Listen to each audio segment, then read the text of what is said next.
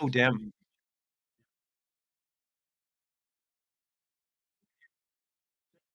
Hello, YouTube. Here we go. Hello, YouTube. Apologies for the delay. We're here with Captain Collins, and I'm going to jump straight onto my podcast and get him sorted out. Here we Nice. go. Finally. Apologies for the delay. There, we're working on both sides now. What we like.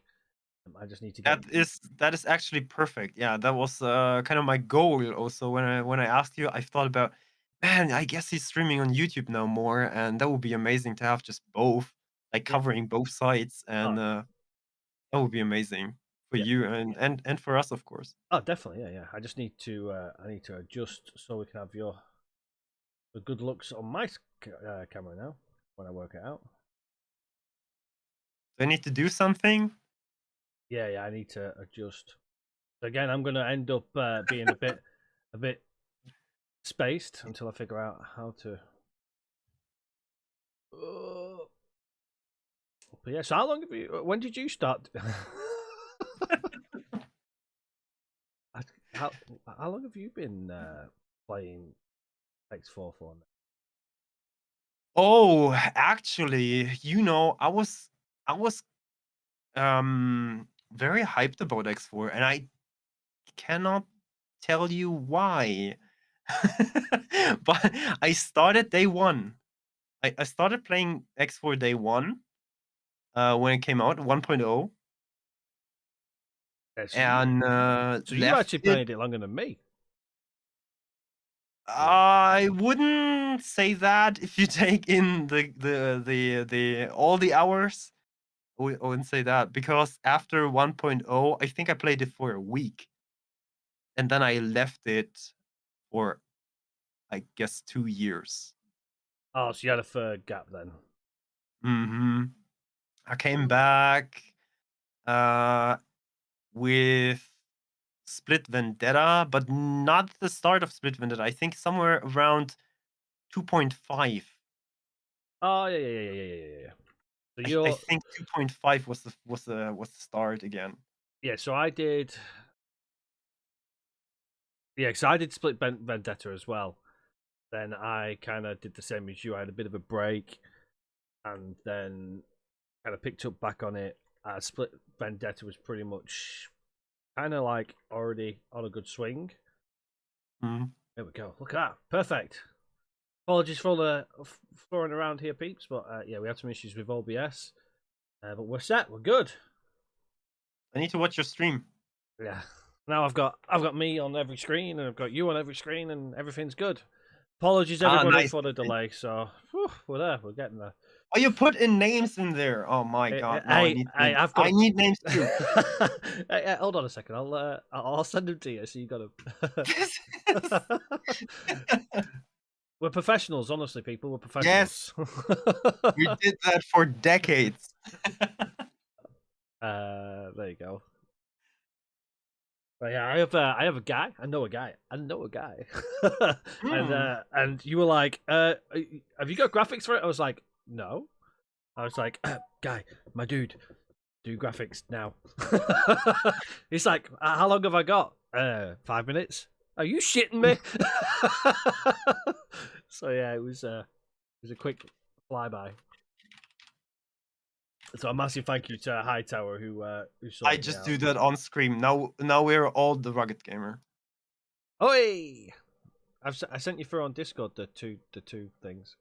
I don't see anything, so that's why I'm doing text. All right. I sent him to your personal one. Oh no, I'm an idiot because I didn't actually send them. I didn't press enter. Oh, okay, that makes sense. Right. Okay. There you Right. go. I got chat on both sides here now, so I'm going to. So I apologize if I miss anybody's questions. Just keep pinging me until I answer it. But yeah, so now I can actually concentrate on our discussion now. Yeah, it's been Yeah. something we've been meaning to do for quite some time, but never actually spoken to each other about. So it's really good to finally get the chance to put two minds together, because I think me and you are probably the. I'm not.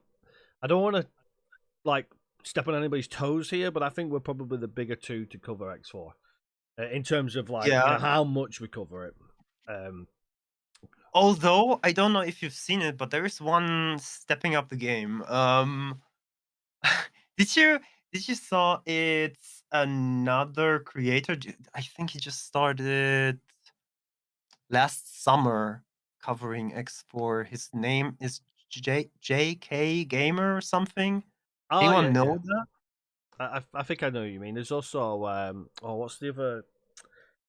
Oh, I can't think of. What is it? Warwick as well, who's joining us? JK Ninja. There you go. Yeah. JK Ninja is really stepping up the game. Man, he does good content, and he's got a completely different twist on it. We're doing some market research now. And yeah, Warwick, of course. Warwick, yeah. I think he's also located in Britain somewhere. I spoke to him once or twice. Yeah. You also need to. Are you able to send me your video via Discord by any chance? My video, yes. Yeah. Just because you're a fair way behind on my, because I'm having to use your stream as your video, which means I have to edit it all again. Thanks, Siv.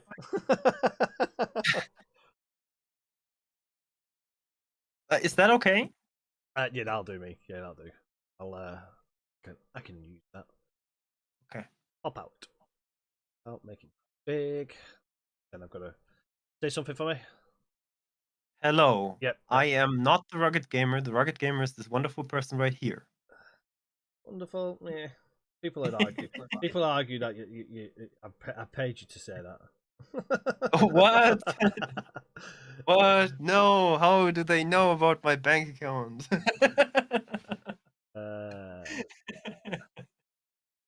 Don't tell them. They'll never know. They'll never know. Mm-hmm.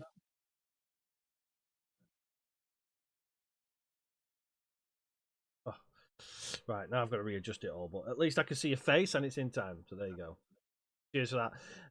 But yeah, so X4, Tides of Avarice. Oh yeah. I'm excited. I hope everybody else is excited.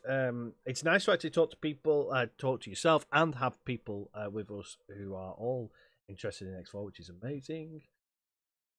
I am also fiddling with my filters again, so your head isn't quite as big as I've got it. It's huge. My head is already big enough. Please don't make it bigger. It's like kind of just like zoomed in on your head. Yeah.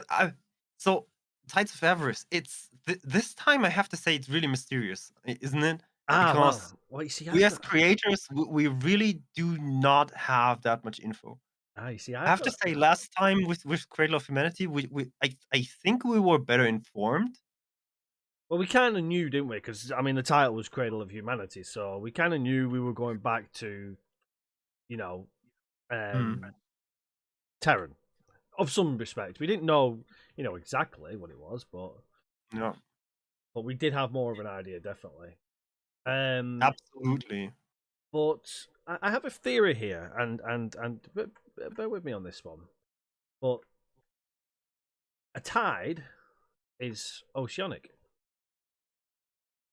And I don't know about you, but there's only one race that I know, which is oceanic.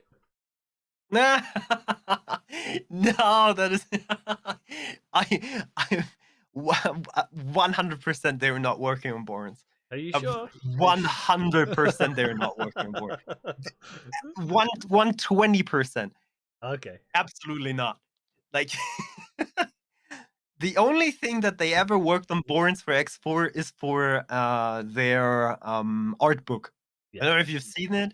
Have you seen the pictures in the art book? I haven't seen the pictures, but I do know it of its existence. Yeah. 100% not. Like these tights. It's a. I guess in the end, it's a weird translation of the German title. And also, I don't know if the German title was the second after the English title. It's weird. It's a German company. They are not good at English, and, and there's, I guess it's also not. It's not a good. it's just not Uh, like, it's not good flowing through your mouth like tides of Everest. It's like, but these tides are they are referring to this sun thing that's happening, and I really believe that's the only thing that they had in mind. Festi is it Feisty Feisty, Zenhamas. yeah. Apologies if I butchered your name there, but if you want to come and rub my head for good luck, you can by all means come and rub my head for good luck. I don't know if What? it's. It says I'm going to say it. So my dad is also bald, like the rugged gamer. Every new year, he makes us rub his head for good luck. Do you let people rub your head? If you want to come and rub it for good luck, you by all means you can come and rub it for good luck. But yeah, well, Go for obviously, it. avarice is obviously greed, isn't it? So it's probably going to be a rough translation of basically something to do with wealth. Yeah. Yeah, absolutely. Um, spent spent maybe a lot of hours for this title. Yeah. Owen says actually offended, but sorry, I said that this will be spicy today, so Actually um, offended. Hey, there was fair warning, Owen. We gave the fair warning out. You know, you can't come in here and be all offended now. We warned you. It's going to be spicy. you can't hunter us live, okay? Yeah, You can do that afterwards. yeah. You know where we are. That's cheating. uh, That's right. but, yeah, I think yeah, it's a lot, as you say, it's a lot more closed doors this time, and Mhm. um, and obviously I've had a discussion with Greg, and it's very hush hush because I asked if I could do like a bit of a hype video, so I'm working on a hype video for the 5.0 DLC, and I said, Oh, oh, is there anything like I can get to do it? And he's like, no. I was like, oh, yeah. really? He's Mhm. like, nope, nothing. We're keeping it completely sealed. And I was like, ah. He's like, you can have the reels from all the other stuff, like all the not so good coverage that we made. Like I think he's just giving me like a blooper reel. Oh, wow. Nice. But it's obviously stuff that people have already seen. So, um, he's so rugged he only grows hair in the summer. No, Oh, don't read chat. I, I wouldn't mind, but I know who sent it, and I'm like, what do you mean I'm so rugged I grow hair in the summer? I'm like, I can't grow hair. If you take all of Rugged's hair, I guess it's more than mine. Well, actually, funny stories is normally I have a beard. Obviously, my avatar has a full beard, but I'm sporting a goatee at the moment. Funny story behind that is I do LARPing, which is live action roleplay, Mhm. and I had to go undercover because I was banished from my area. So I was literally left on my own in the middle of the wilderness. Like, oh yeah, you can't be with us. So it's like, I need to get access to the camp. So I ended up latexing all of my face on one side. And I'm like, I am not latexing my beard. So it's like, I'm just going to shave it. Wow. So yeah, so I'm now supporting a goatee. And I've not changed it back to the beard yet. So, Wow. but yeah, it's sacrifice for the LARPing. That is absolutely worth it. You know what's funny as well is on my driving license, it's an old photo of me, and I actually have full head of hair and no beard. So when people see it, they're like, "So have you just turned your head upside down?" And then they start calling it upside down head. I'm like, "Oh, oh." Damn. Oh wow, we got an interesting question. I'll just forward it to you. Rugged, what is your favorite ship in the game at the moment? Favorite ship at the moment? Oh, I mean, it's easy to say the Asgard. Um, I don't know. But no, yeah, I'm the same. It's easy to say the Asgard because the Asgard is one of the most powerful ships. Like I Uh, said, I don't know. I don't have it.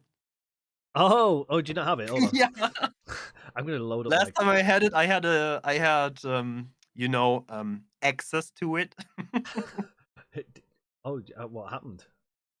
Tried to. Have you still Then not I earned the I money yet? lost the access to it. Oh! You mean from the mission? No, I mean before release. Oh, and then they released it. Yeah. I don't want to go too much into detail, but you know what I mean. Yeah. My favorite ship. You know, I like the Gladius. The Oh, Gladius. Yeah, yeah. It's because it is one of the most unique games in the ship. I mean, how many ships in the game have folding wings? interesting. It's the only one. It's the only one that has the folding wings, as far as I can tell, anyway. Um, it's the small heavy fighter Gladius. Yeah, I just have it on screen. Yeah, that's the one that has the folding wings. So when it comes to dock, it folds up. Hmm. Okay, so the same person who very kindly did all of my lovely graphics for me is he's going to need a beat down soon. He said maybe if you had her, the joke wouldn't have gone over your head. I feel attacked here. You have to focus. Like Yeah. focus on my voice. You know. Yeah, just don't let him get to you. Yeah, exactly. That's it. But yeah, No, but really, I feel the same. Like Tides of Everest is very close down. We like people are asking. I guess people are asking you the same questions as me. When does it come? What will it bring? Etc. Etc. And we just can't say anything. no. It's really close down. To be fair, Yeah. your community is obviously much bigger for X4. Mine's more spread out. Obviously, back in the days when I was talking about doing the 7 days, most people kind of migrated off. So I've not actually had too much of an issue with people asking. There have been some questions about it. Hmm. Mine's generally about all the bug fixes and how do you work around them. I'm like, I don't develop the game. I don't know. Yeah, exactly. That's It's usually my question too. Like will do it their way. yeah. But what's this? My favorite ship is Bosadal. Bosadal. This is Owen. Just don't Yeah, yeah, listen to yeah. Owen. Oh, I don't. I caught his stream the other day, and yeah, I threw some shades his way. Owen, by the way, for everyone that doesn't know, is a developer from Egosoft. Welcome on board, Owen. Hello, hi, we love you. Keep working. You're a great guy. Yeah, But he does like to troll a little bit. but yeah, I don't want to get into trouble. Yeah, I mean, it must be bad for Owen as well because obviously I'm presuming Owen, you know a little bit more about what's like coming forward for us, and he's like probably sat on the edge of his seat, ready for the next release. Wow, like, do you see him stream sometimes? He's Yeah, also yeah, streaming. yeah, yeah. I catch his Oh, stream last time sometimes. he had a hard time. Like they were just flooding in questions, and he's like, um, I can't talk about that. But yeah, what was I going to do to you? Oh yeah, so yeah, you don't have one of these then. What I got? I put I'm teleporting. Here we go. Give me my screen. There we go. Oh, look at that! Just the Asgard in all of its beauty. Oh wow, I want to see. Ah, there. Okay, on your screen. Let's see.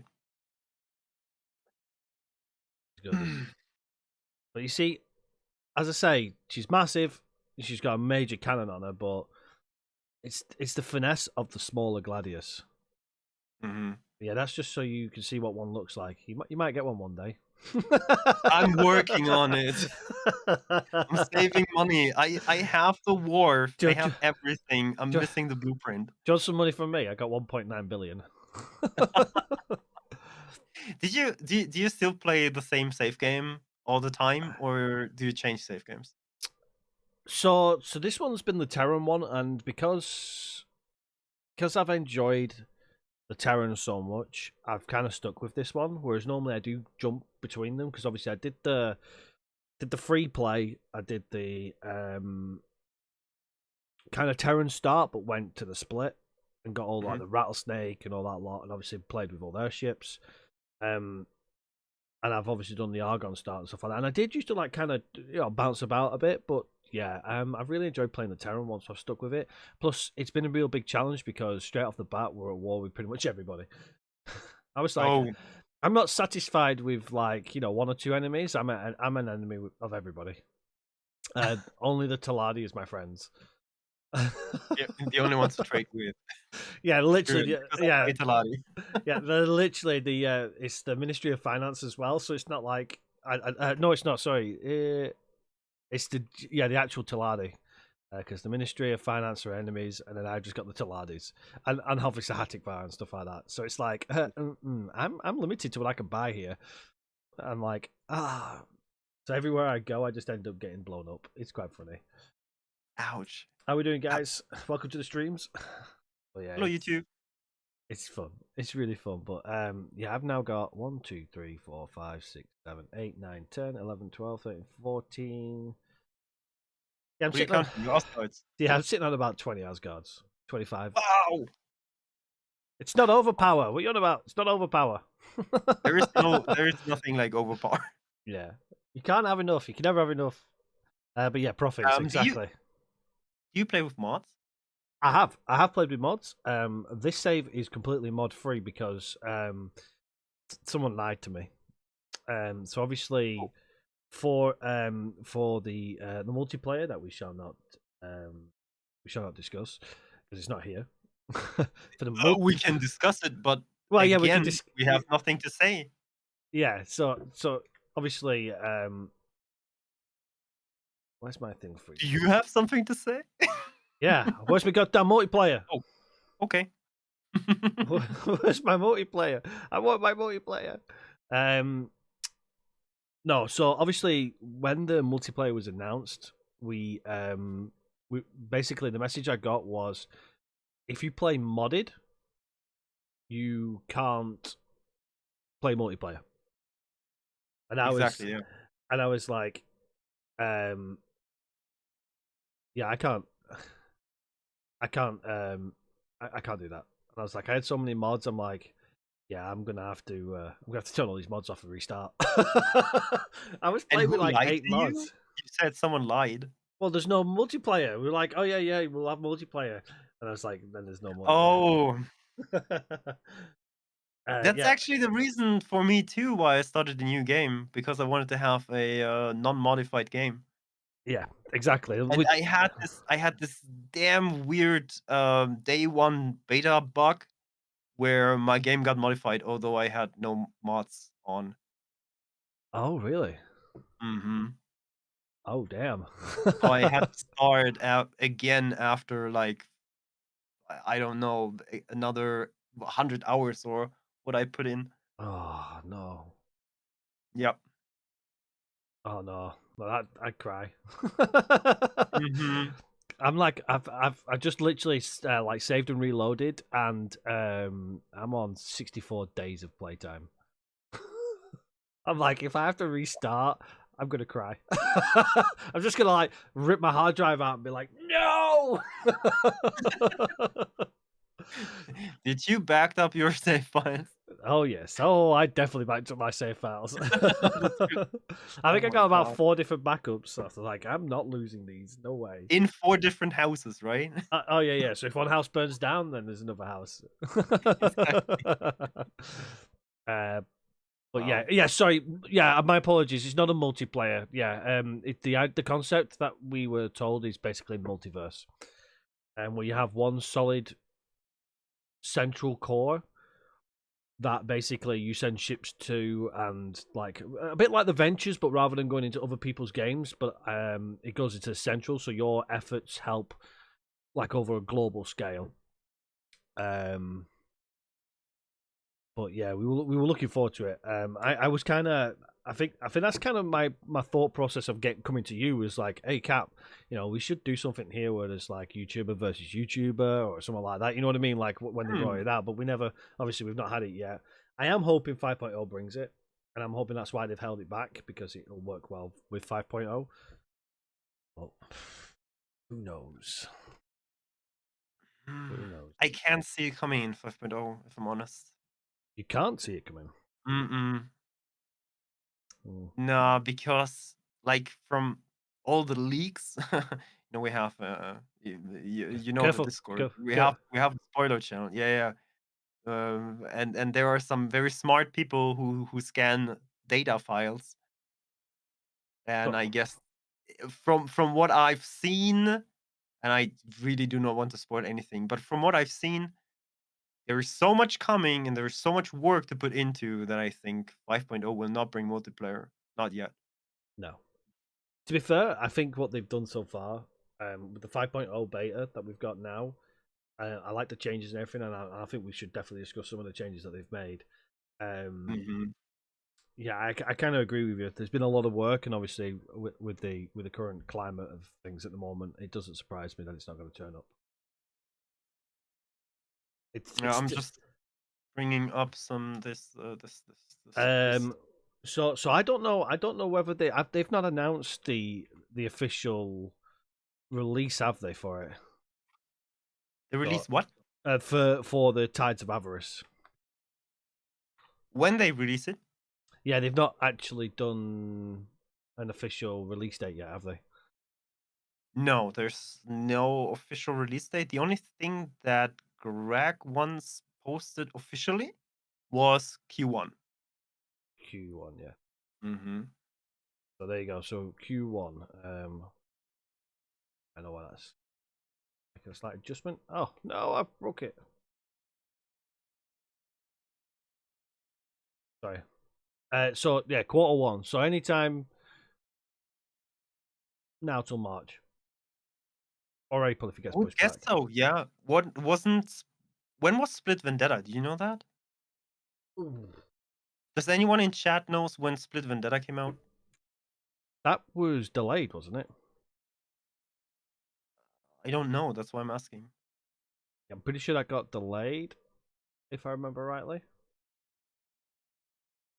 Look, Araname says all DLCs released on March. Yeah. So I think the next one will be March too.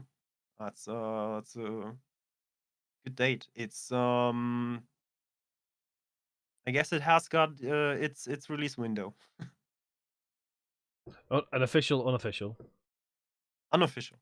Absolutely. No, yeah, but it's an official, unofficial. Oh, I don't know. Let's call it artificial. There we go. Yeah, generally it's March, Dank. Yeah. Uh, yeah, Cradle of Humanity was mid March. I remember that one. Hmm. But with what we know, I'm presuming you got the same information as I do. I'm hoping you did anyway. It does make sense. It makes sense to be that because that gives us what I two. have no idea. I'm 100% open. I have no idea. I'll message that one to you. So. Okay. By some black market things happening here off stream. Okay. Cool. uh, That's the actual reason why we're talking so that we can like exchange things. yeah. We can like if we work between us, we can take out we can take out Owen and his bounty hunters. Yeah. Yeah. We can dodge them bounty hunters. Exactly. We can get Mhm. around things. So yeah, so you did get the same information I did. Okay. So yeah, so Good. based off that information, that tells me that the that timing does work pretty well. Mhm. Um, so is Let's any talk about the changes. the Let's dive 5.0 beta changes? Yeah, let's Yeah, dive into 5.0. I didn't have too much time to play it. I know. I did tease you during the week. I apologize. Okay. Yeah. So scrap recycling, how do you like it? You tried it? Yes, I've tried it, and Oh, I don't know. It's the problem is the for me it's like they've based it off the trading system. So if you apply your scrap vehicles, your tugs to the stations, they're only jumping one or two sectors, but most of your stations are based in friendly territories. wait, but even if you have a 5-star manager.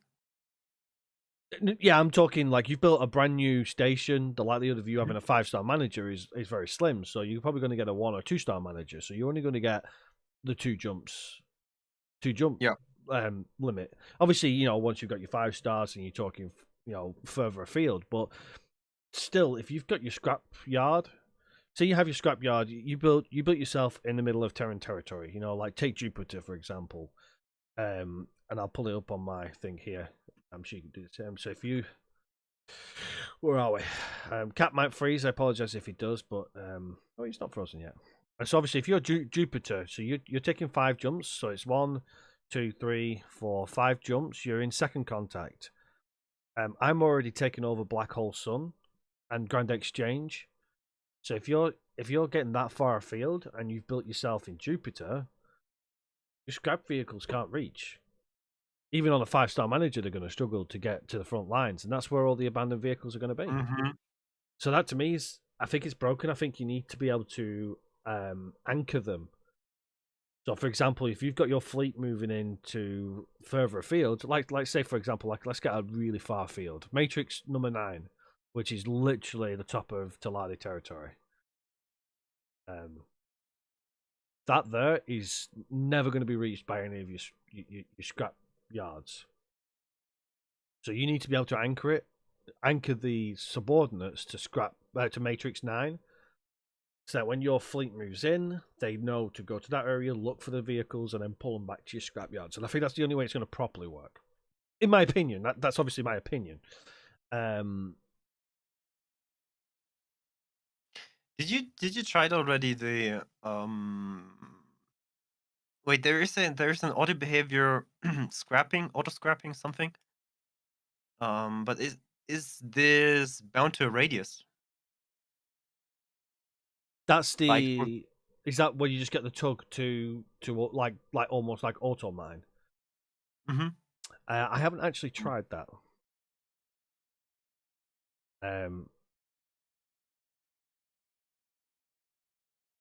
Yeah, I mean, yeah. A couple of you there mentioning about using things like a defense station with a scrapyard combo or strategically planning. Even so, I built a defense platform in TrueSight. As soon as I moved away from TrueSight, the Paranids destroyed TrueSight's defense platform. Oof. So if you're trying to push a war, you've got to be able to defend everything, which then relies on a lot of resources. I mean, I'm running, as I said, I've got 23 Asgards, of which only 9 of them are actually in my fleet. The rest are all on defense. So if you start putting like scrapyards in, your tug vehicles in, you're going to start splitting your fleet quite considerably. But it has worked. I'm not going to say it's not worked. It has worked. Let's have a look. Where's my scrapyard's like in the middle of here, so in second contact 2, logical overview. So I am actually getting scrap metal through, and it is providing me with Claytronics and hull parts, which is completely useless for Terrans. Yeah, but therefore you have that Terran recycler or something. Yeah. It's just accidentally I bought the Taladi one. Yeah, there is one for at the Pioneers. Yeah. I didn't realize. I went straight to the one for the Taladi, and I was like, "Oh yes, let's give it a try." And I was like, "Hull parts and Claytronics, this is useless." Like, oh, what an idiot! Wait, did you get hull parts and Claytronics? Oh, that's good. That's actually already a step up from ore and stuff. Yeah. So you don't get ore or anything like that. You get literally. I've literally just put the Terran one on there. Yeah, you get both hull parts and Claytronics. And so far, it did work for you mechanically, like the feature itself. It works because some of my people here that they experience a lot of what do I say? Like it doesn't really work for them, but it doesn't work because it refuses to in the game. Are you on about? Because obviously at the moment, if I look at mine, my Claytronics isn't doing anything. It says modules waiting for production 1, but I've got scrap metal. It's just doing hull parts. I think it does one or the other. In terms of it working, I can't tell you how it works. It just randomly started working. So I can't actually say, like, oh, this is how you make it work. I was like, I put it there and it sat there for about, I don't know, a couple of days and did nothing. And then all of a sudden it started producing stuff. I'm like, oh, would you look at that? Huh. Yeah, exactly. Huh. Um, the I concept, really the concept is good. okay. Yeah, and personally, I think it's a good idea because, um, Owen speed dials his lawyer. uh, I personally, and this is I don't. You this. know what? I don't care because his lawyer is not in the EU. I do because he's in the UK. Hmm. I think, and this is biased because I've made this opinion already, is that rather than getting components, I think you should be able to strip them down and reverse engineer them. But that's So getting the parts that they put into, but getting these parts back. yeah. So obviously, Like, if you scan a station so many times, you can learn the blueprints from them. Yes, or you get free blueprints every now and then. mhm. Obviously, trying to do that for an enemy faction. So, for example, I'm now enemies with the Argon, the Antigon, the Paranids, the Holy Order of the Pontefract. So, there's no chance I can get any of their factions' blueprints. They're completely off grid for me. I think that if you scrap one of their ships, you get like a certain percentage towards learning the blueprint for that ship's hull. Ah. So, for example, say you did the Paranid's Zeus, so you get a Zeus, and you manage to scrap it down, you learn like 10% towards learning the Zeus blueprint. Once you've learnt the blueprint for the ship, then you start breaking down components and stuff like that. Or you can get like 10% for the hull, 1% for a plasma turret if you've not got the plasma turret already. Stuff like that. But yeah, Yeah, it so would make sense because you can also scrap station parts, right? So uh, later on, I mean, not yet, but later. not sure actually. Is that been? I didn't read that. If I'm honest with you. Yes, yeah, yeah. Burn said that already. Right. So yeah. So there you go. Then yeah. Yeah, reverse engineering is a real thing, exactly, and that's why I think because you actually learn nanite technology through the modding.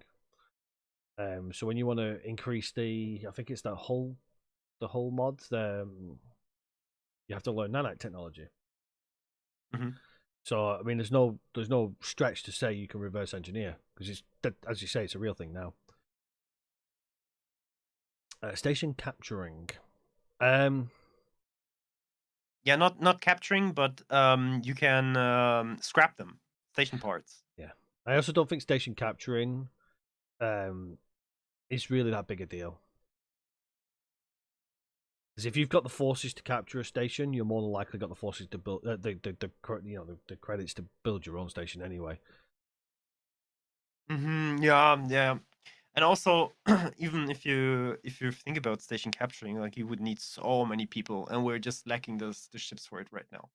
Yeah, definitely. I think if you start talking about trying to, capture a station, like trying to capture a ship, takes Mhm. a lot of Marines. So then you got to try and get a full station as well. I Yeah, mean, and also there's no way for the station to defend itself at the current present because you don't actually have Marines on board your station. As in, exactly. Yeah, this, that would change like completely how the station would work, yeah, or because what kind of people you need. yeah, because at the moment the only thing you've got in your station is a workforce, and if you're talking workforce Mhm. versus Marines, you get 100 Marines on a ship, you get 3,500 workforce. Yeah.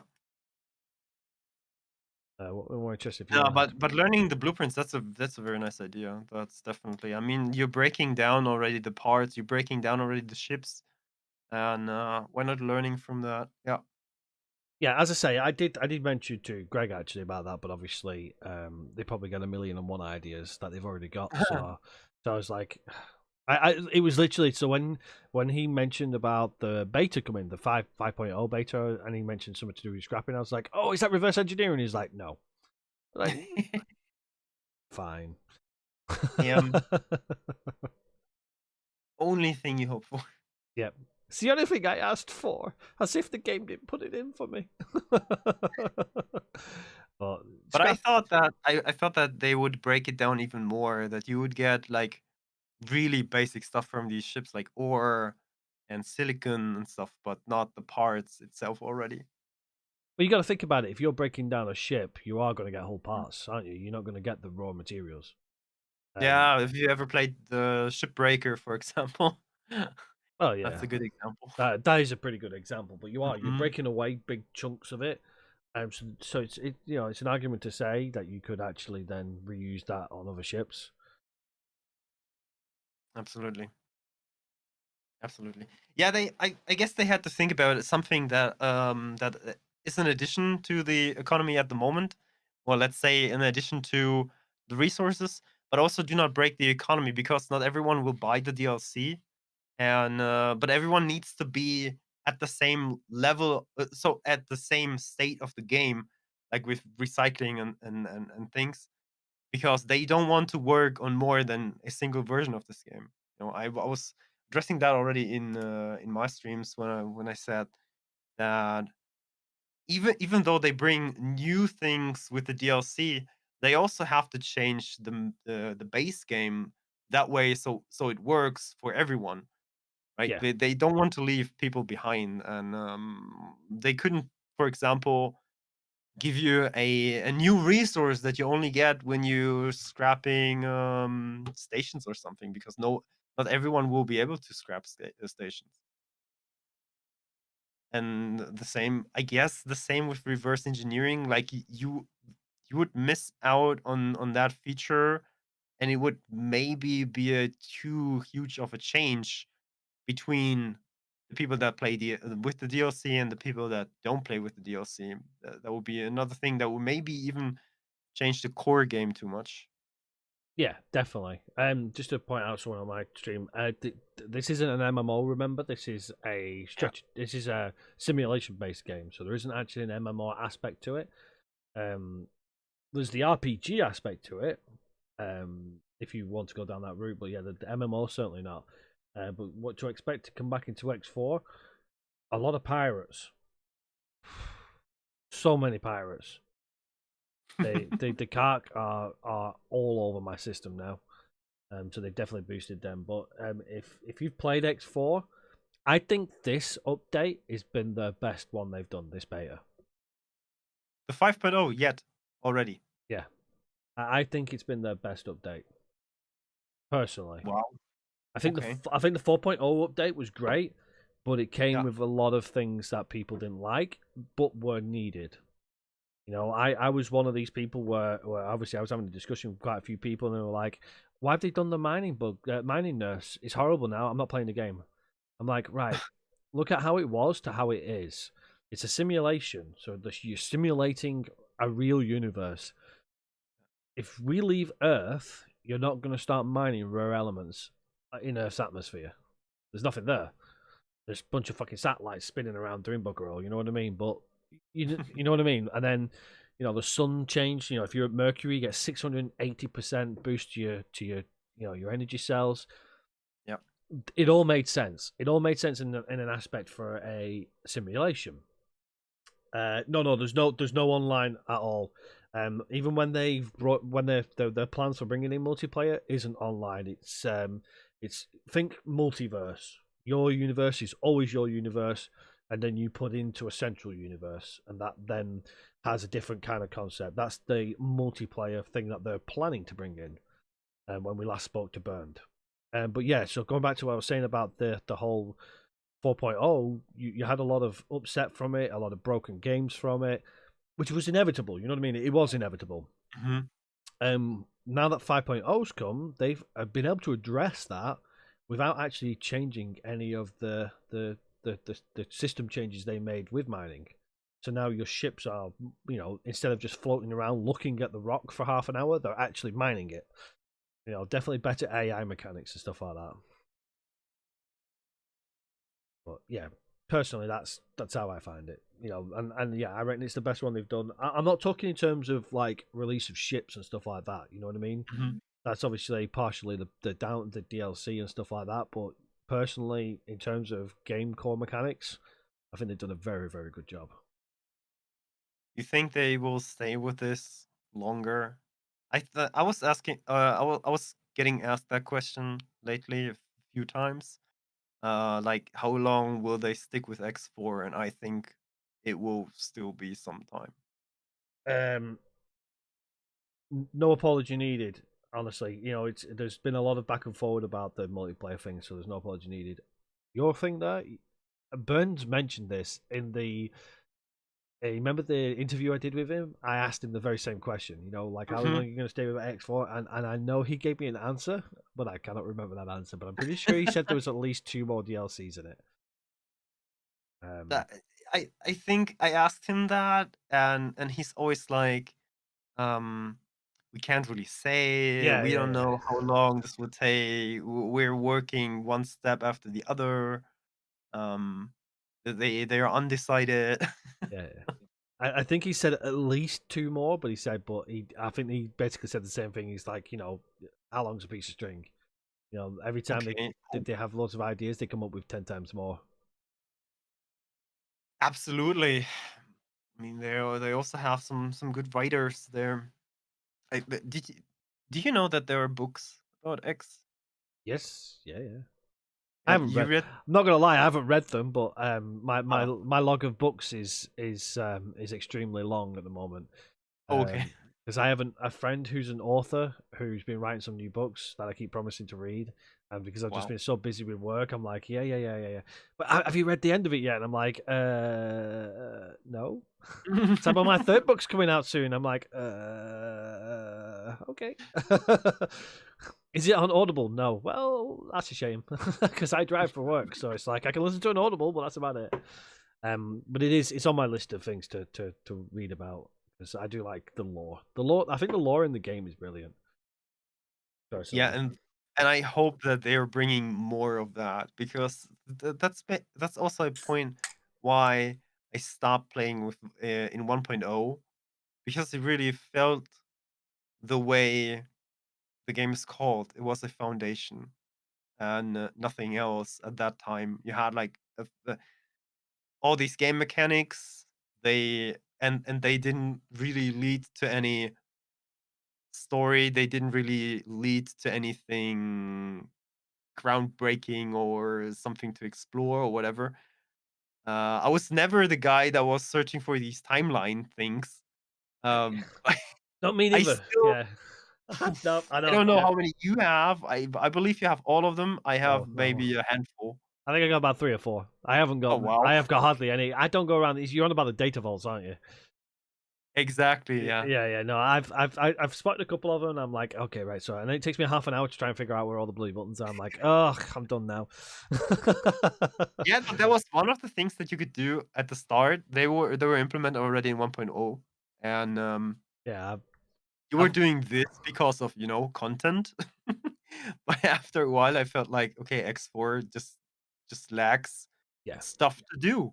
And they showed with Cradle of Humanity that they can do that.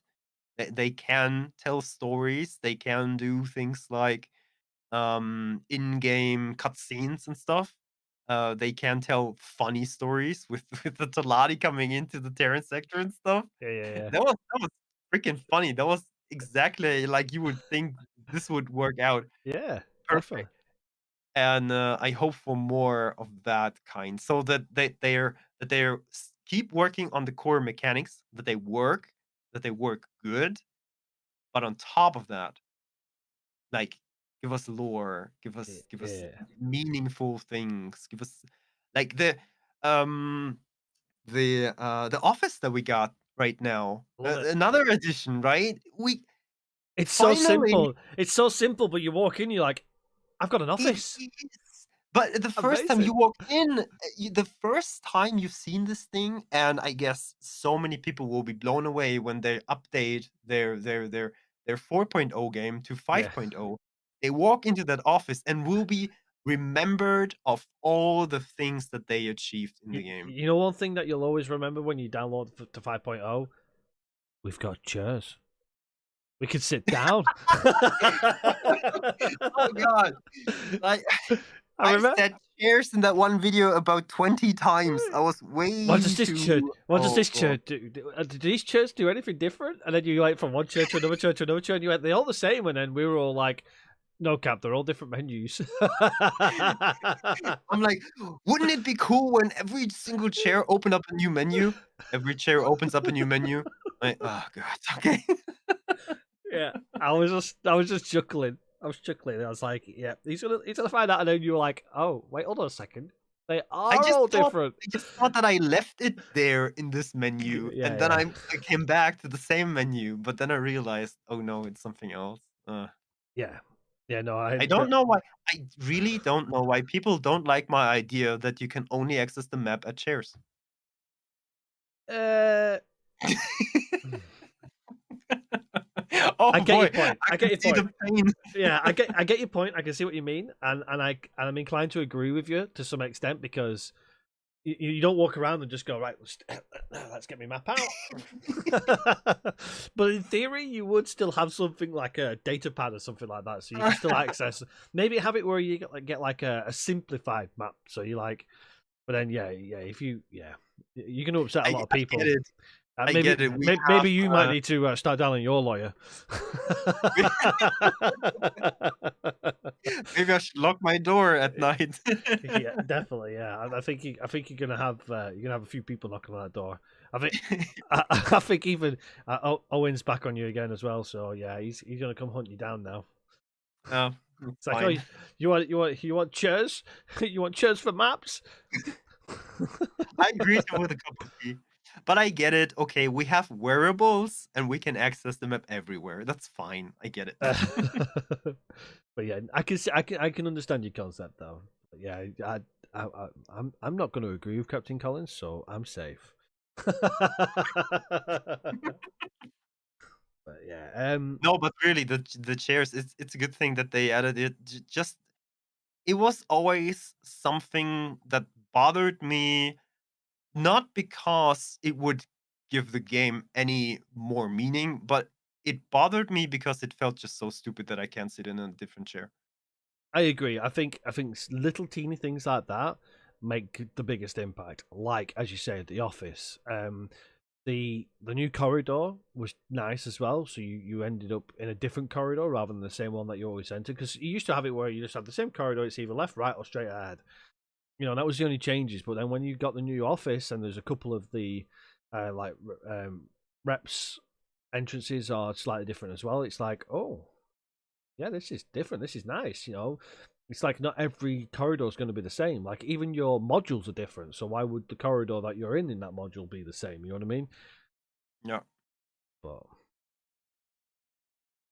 a bar with LEDs. I watched that casino. So I did a video yesterday. I think it was yesterday. And I was stood in the casino trying to talk to the guy, and all I could hear was this. Boop, boop, boop, boop, boop, boop, boop. I was like, Jesus. Oh yeah.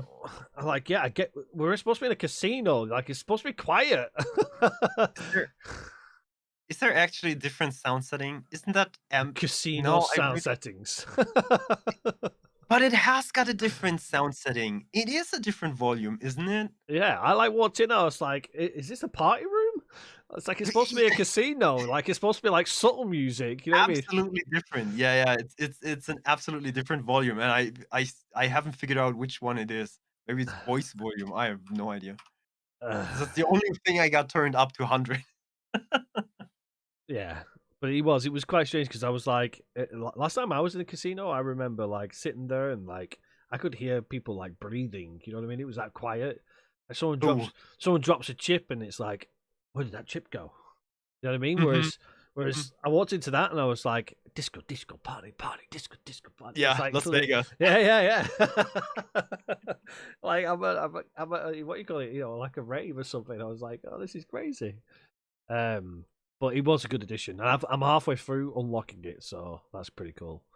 I don't know what it's going to do or anything yet. I haven't spoiled myself like looking ahead, but yeah, Mhm. it's I've started the mission to unlock, so that's going to be fun. That's Um, good to know. talking about the lore thing that you were saying about earlier, it's quite funny actually because I've had a comment from somebody who's obviously just got the base game, And they said, they quite rightly, they said, how is anybody supposed to know what they're supposed to do in this game? Because because when you start as the young gun, it tells you Mhm, nothing, mhm, which is obviously 1.0. You know, you load up the mhm. game and it was like, where do I go? What do I do? And in theory, the theory behind it is you can do anything you want. It Yep. is your world. But then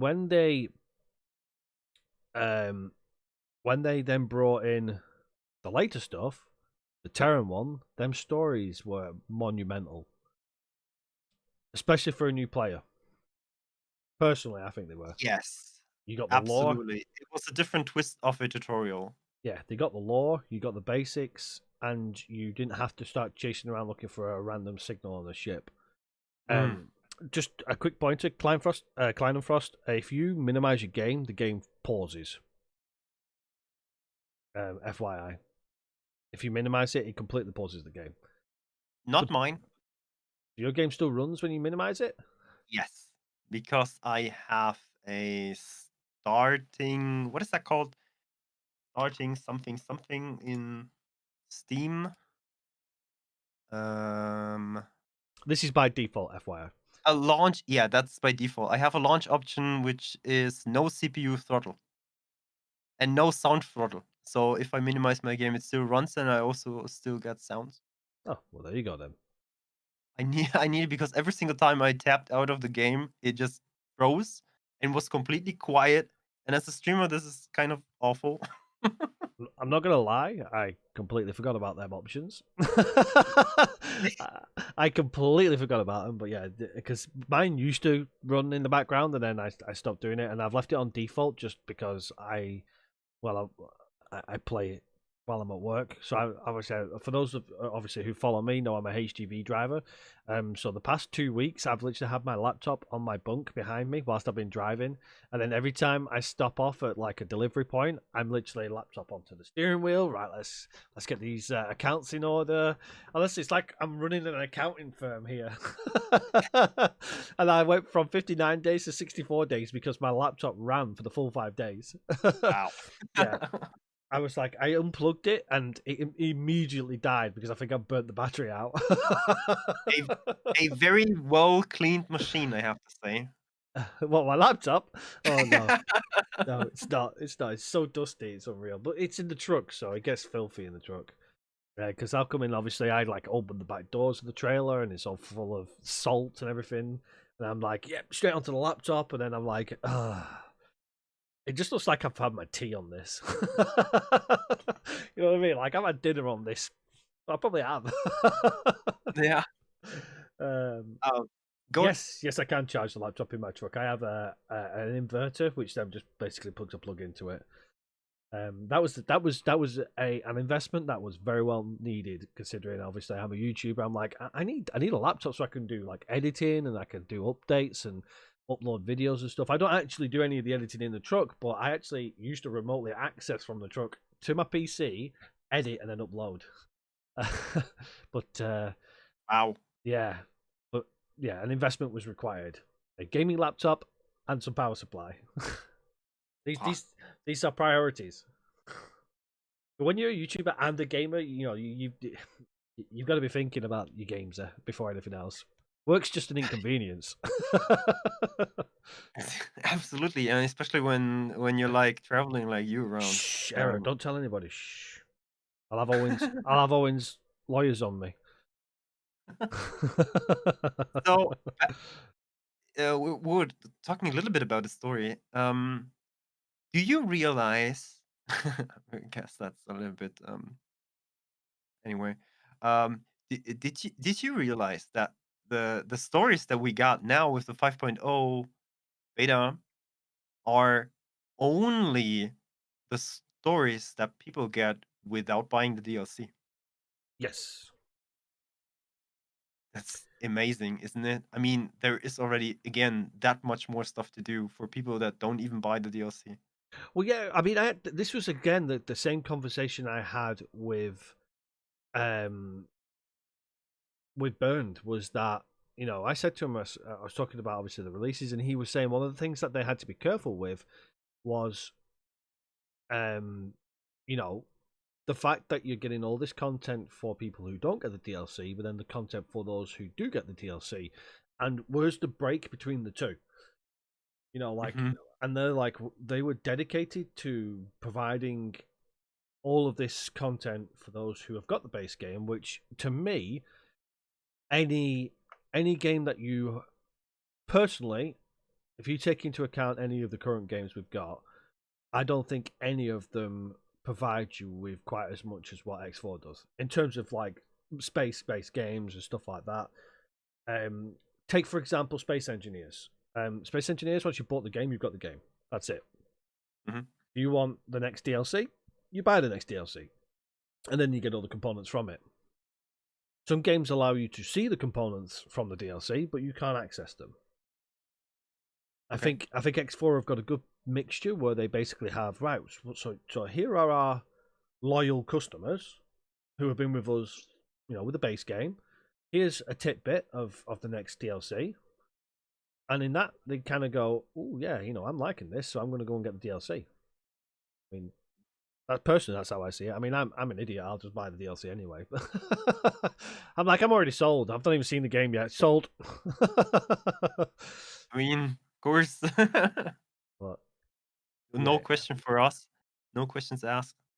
But yeah, it's there are other examples. The first thing that came into mind is No Man's Sky, um, which just yes, gives you everything for free.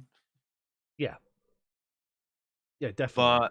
But I don't know if that would be sufficient for Ecosoft to do that. I don't think that they could drive game sales that high, No. especially because they're bound to PC only. Not like No Man's Sky. We know No Man's Sky is also like PlayStation, huge on PlayStation, and I guess even on Xbox.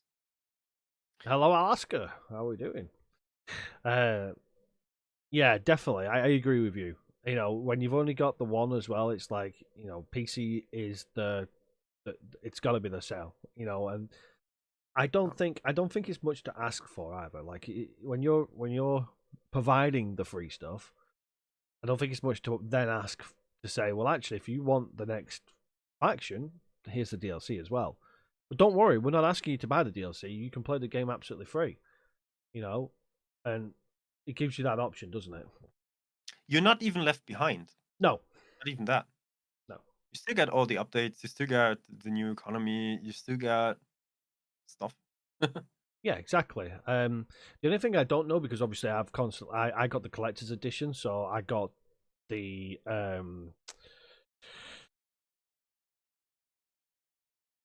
I can't think now, but the 4.0, I got the DLC straight off the bat. So I'm not actually sure if you can actually scrap the Terran ships and get the Terran components, or whether you can actually get the Terran ships if you've not got the DLC. I don't actually know how that works, because obviously I've never had the base game, but I still think the amount you get, because obviously we played the betas, so the 4.0 beta and the 5.0 betas, we can kind of see what we were expecting, and there's loads of stuff to do. I mean, in the end, you if you don't have Cradle of Humanity, you don't see Terran That's ships. You don't have them in your game. You don't have their economy in your game, yeah, the and Cradle of you do Humanity. not have the Terran recycler in your game. Then, That would make sense. yeah. So they're all yeah. There's the line drawn between these two kind of players. The ones that have Cradle of Humanity and will buy the new DLC But and not. this is a true story. This so I loaded the game up when I got Split Vendetta, and I was getting back into it properly then, and I built an economy through, and I got friendly with them, and I got the rattlesnake. Um, that's the what ships did I put in it? I put tons of ships in it, and I sat inside it, and I launched every ship. And I said to my mate, I said, "Yeah, look at this." And I put the stream on Discord, local stream, and he was like, "That is amazing. What is that?" And I went, "Split Vendetta." And he went, "Sold." I went and bought the game. And it's like, that's how you do it. Well done, Eagle Soft. Oh, really got- Yeah, they got like ship design is their thing, isn't it? I mean, character design, not so much. Ship design, absolutely. yeah, yeah. The characters. Well, the characters are more like there's a lot more moving parts to a character, isn't there? Whereas the ships are a lot more linear.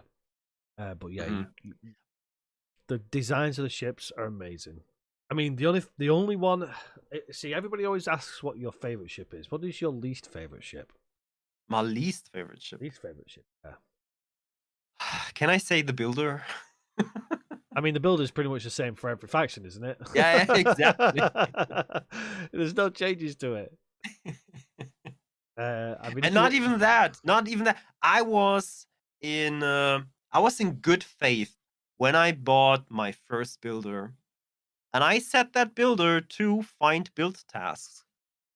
And it sat there for around 150 hours. And how much profit did it make? nothing. Yes. Yeah, I noticed that my builders. So I built all my builders. So my shipyards are in Jupiter. I built my builders, and they just sit in Jupiter looking for tasks. I'm like, well, you're not going to find any in Jupiter, are you? Everything's built there. Get to the front lines where we're taking over. Yeah, the builders. Yeah, fine build task. Meh, bit useless. Oh, But yeah, it's not only that you have only one single option for the builder. No, it's not. It's also that they are yeah, yeah, not bringing any money in. yeah. They're just a loss of cash. But they do come into their own when you start rapidly expanding, like I've done. I think I've built like 20 stations in a short space of time, and I've got like 7 builders, so I just keep deploying them. 50 grand a time is still a lot of money. You know what I mean? I mean, when you've got nearly 2 billion, it's no skin off my nose, but but still, I it's have to not. think about every penny. Yeah. It's pennies turn into pounds. Mine's the Honshu. Can't stand this ship. The It's on. Honshu, Yeah, so I put it on my stream. It's the auxiliary ship. the What? one with the sail. What the hell is the sail? What is that? Why has it got a sail? Doesn't make I sense. mean, It doesn't make sense. uh, blah, blah, blah, blah, blah. um, Sun winds. Oh yeah. Okay. Um, Why has none of the others got it? Does that one just need the extra? Like it's like it's only got one engine, so we're going to give it power of the sun. So what happens when uh, it goes into the void? Does it just like? if it Well, would at least like produce energy cells or yeah, something. yeah, exactly. Yeah, like at least produce energy cells as you go. Yeah, I kind of yeah. I just can't get my head around it. Yeah. That's personal, my least favorite, I think. I wasn't a big fan of the Paranid ships, but then they redesigned them all, so I've got nothing to True. complain. I've got nothing to complain about now. I still got a little bit of to complain, but I guess I got hurt at least 50%. Yeah, Because they changed already some prices and some materials that you need to build them. That was like insane at the start. It was like a 100% premium for these ships. Felt like I was watching the GPU market in X4. So now they switched back and they actually put these E types in between the Vanguard and Sentinel yeah. I've seen that. for prices and also for materials, but not, and I don't know why, not the freighter. Freighter is still the most expensive freighter you can buy in the game, and it does not provide the value. No, But hey, it looks good. yeah, it looks It's an fancy. Apple product. It looks good. It's an, it's an Apple product. Yeah, you're buying the name Paranid. Yeah, right. Yeah, but then Art for Life, once you use a mod though, that's your game then completely segregated from the potential multiverse. We're going mod without mods. We're keeping the mods off. Yeah, as long as they just say there won't be any multiverse, then we mod the hell out of it. Yeah, then my X4, sorry, my X Rebirth ships are coming back in. And I'm gonna Yeah, right. I'm gonna break my game Welcome again. back to Naris. Yeah. Let's get that Tanaris back in. There we go. And the Arwen. I love the Arwen. It was a brilliant ship. But yeah, them two ships together, they just broke the game. It's like, I'm getting 5 FPS. Brilliant. We But I've since upgraded my memory, so I'm confident that I can have at least 4 of them in a fleet. I think I get away with 4, and then ouch. nothing's gonna stop it. Then yeah, it's no, they've done some good changes. I think the new look of the ships is nice. The lore's nice. I'm kind of staying a little bit away from the lore side of things at the moment. I'm more looking at like what they've done with the economy, the mining. I've seen a major change with the mining, and that's basically made my game playable. Hmm. Because the pre 5.0, I would spend at least 2-3 days, and I wouldn't even get the materials to build another station. Whereas now, every single well, the difference is if I go to you've got the account management. I was taking all my money away from my accounts, whereas now I can literally just go accept all, and I actually make a little bit. Uh, I know. I good thought I'd boy. throw that in there because I remember somebody said to you about the what about the accept all trades, accept all estimates button at the bottom, and you're like, I don't have the money for that. I was like, I don't want to give the stations money. No, I want to take it out of them. yeah, they don't deserve money. Yeah, should be all in my private bank account. Yeah. But yeah, I just literally, I think that's kind of made the game more playable for me. I mean, obviously, I wouldn't stop playing it, but it's certainly more playable now. But what are you comparing it to? Like 4.0. the 4.0. Yeah, So so not 4.20. well, 4.20, yeah, because it never changed. It didn't change in any of the four. Oh, I it don't. did change in 4.20. Absolutely. Uh, Personally, I don't think it changed enough. Oh, okay. Yeah, I know they made the tweaks and stuff like that, but Yeah. 5.0, the miners perform a lot better. Okay, I have already noticed that in 4.20 in 420. Yeah. And I noticed that, but didn't really see a change, a dramatic change for me Hmm. in 5.0. Really? Just that I lose half of my miners because cog. Yeah. Yeah. Yeah. Okay. Yeah, I can. Yeah, I can relate to that. This is this is like a massive problem. I just like it is on screen right now behind me.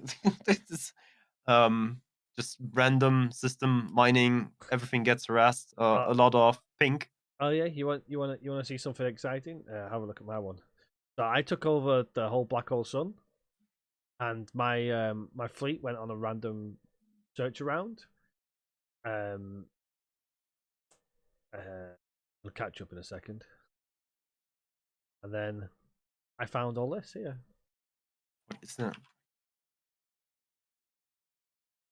Do I hear myself now? You might do, yeah. Ah, there. Yeah. Okay. But yeah, that when you see it, you'll see what I mean because obviously I'll be behind for you. So Mm-hmm. I am watching myself on myself on your screen on my You're screen. getting there. Ah! Yeah. But yeah, the whole of Black Hole Sun, and then I took a nice little surprise. I was like, ugh, that's that. I'm just gonna leave that be. I'm just gonna let it just sit there for a while. uh, there you go. Watching you on the Discord. There you go. There you go. Look at all that. Ah. There it is. I was like, no, I'm just gonna leave that.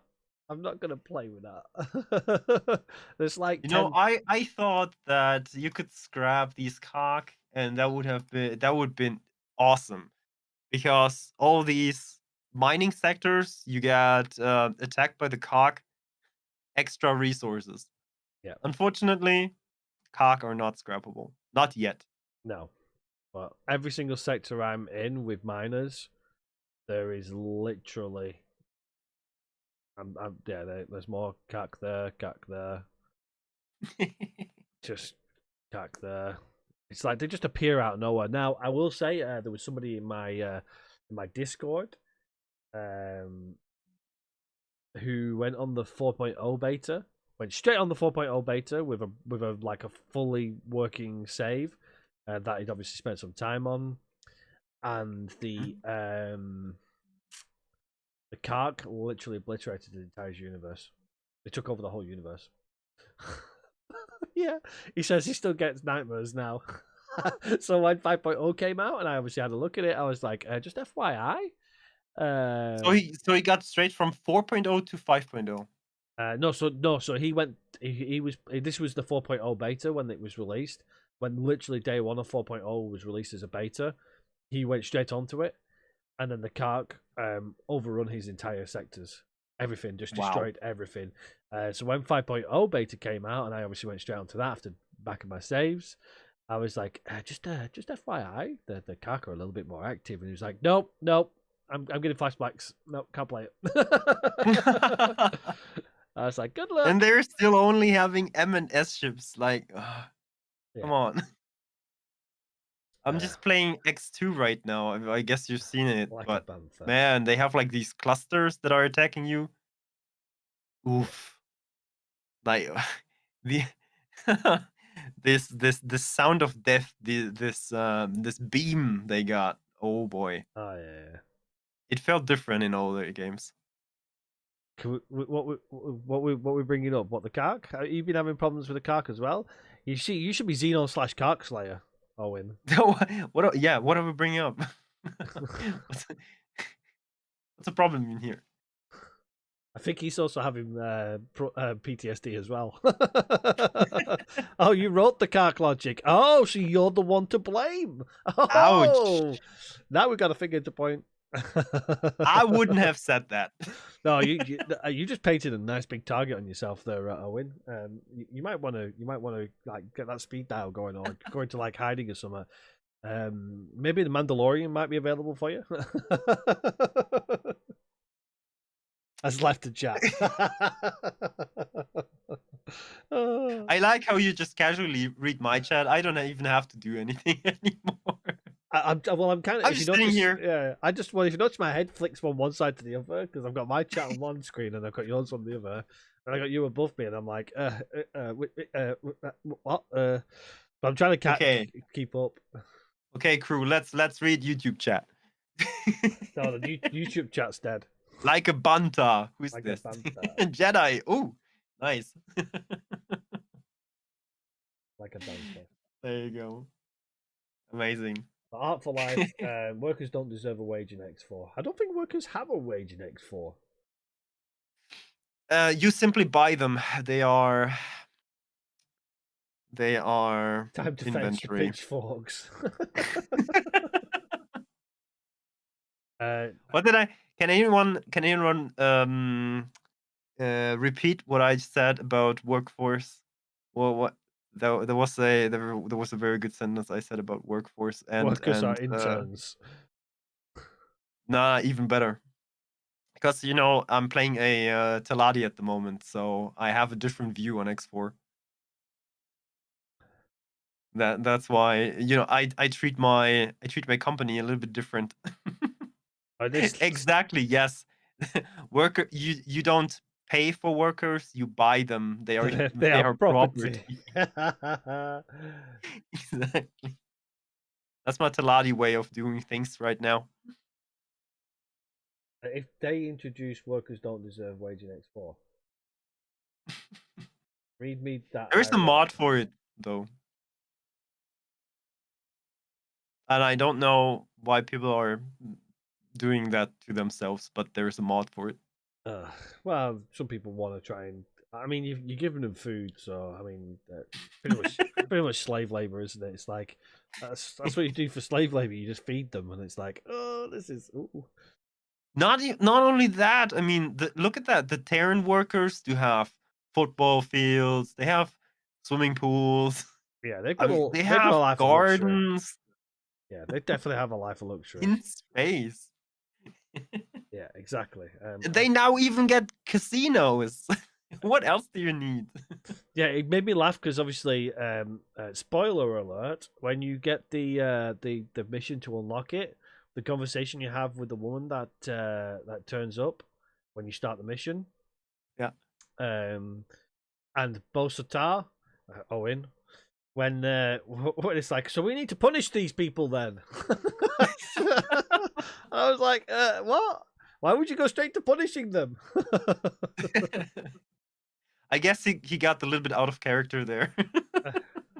Yeah, his bounty hunting days came back to him. Yeah, yeah, exactly. But yeah, you got all sorts. I don't know if I can zoom in close enough to see. No, you can't. But like the discs and stuff like that, they've got like all sorts on them, haven't they? I haven't got. Mm. I haven't even got any on here. That's just the trade doc. Look at the wrong bloody thing. But yeah, they've got. I like the Terran stuff though. But yeah, they've got a life of luxury. They don't need any money. Absolutely. That's how I see it anyway. They're not getting any money out of me anyway. Ugh, but yeah, it's strange that you're saying about the 4.2 being an upgrade, but 5.0 not being so much an upgrade. Let's see, I got the difference. I went 4.2, and yeah, I agree with you. There was definitely some improvements, but I was still having similar issues where basically they weren't mining that much. Mhm. And then when 5.0 was released, um, I complete think overhaul for me. especially there was especially that one thing in 4.2 where they tweaked that miners are providing you better with materials when you have more than just a single resource that you need for your station. Like, for example, ore and silicon. If you need both of them, they had some issues before where they only were mining one of these resources, but not the other.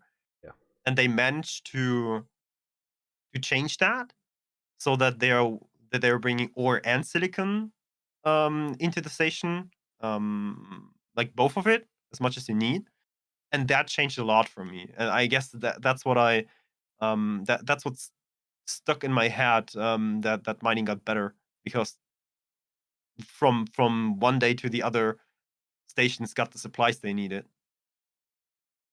You know, yeah. Which so faction were you playing for that one? standards like I said, I'm playing Italadi right now. Try playing Terran and doing that. There's no resources in Mm. any one of them sectors. You're looking around, you know, you get it's like gas. I mean, yeah, my system's full of fart. um, but yeah, Yes, well, specters. maybe that's one thing because I realized then that the stations were producing way more stuff after that change, and that could be not well what you're referring to, that the mining got changed, but the managers were different, and the managers were giving better orders on what to mine. Yeah, I guess definitely. that's the one thing that really made a difference for me. Yeah, as I say, that did make a difference for me for the 4.2, 4.20. But the big difference for me was the time it took them to mine. So Spectrum. I hope I got that right. Apologies if I haven't. It said I solved that problem with an ore collecting station and provided it out from there.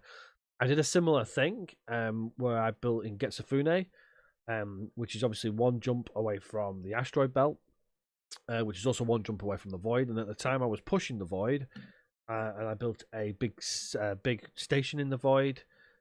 For me, trying to get the resources through them two sectors was nigh on impossible because even though I was asking it to do silicon and ore, like you said, 4.20, they started bringing in silicon and ore. The time it took them to travel to the asteroid belt, then sit in the asteroid belt, and because there were so many of them, they were all bouncing into each other. They were all trying to take the same ore or same silicon. They were all over the top of each other, and then I watched them and they'd just sit there. They'd sit Mhm. there because, say, you had two miners and they both happened to be next to the same asteroid. One would take the ore, the other one would just sit there. And it was almost as if, like, well, that was my ore and I want it back. And it's like, no, just go ahead and find something else. And I found in 5.0, that's exactly what happened. If a mining ship starts to gather resources in an area, the other mining ship will wander off, and it'll collect the resource a lot quicker, and then move on to the next one a lot quicker. Whereas obviously originally they were sitting there for quite some time. I saw, and when I was running, I think I was running like 60 miners at the time. That in a large scale was dragging it down, and then they'd all then try and get to the station, and they'll try and unload at the same time, and it's like they're all sat there trying to wait for one ship to do something, and then one ship won't do something, so it blocks everything else.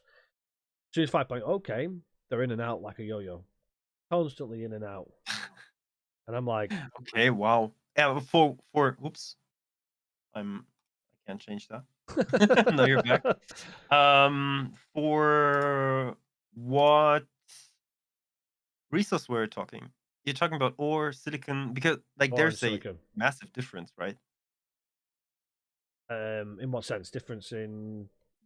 In the difficulty of mining, I mean, silicon takes way more time than ore. Yes, but if you look at the asteroid belt, for the Terran, it's pretty much the only area that has any substantial amount of silicon and ore. Okay, Oh, a lot of silicon. yours actually doesn't have that much silicon. Is that the asteroid belt? Yes. That's interesting. It's your different? Yeah, mine's very different. Asteroid belt. Information for the asteroid belt.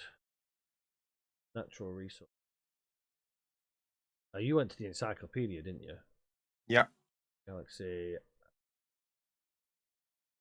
See the asteroid. Where are we?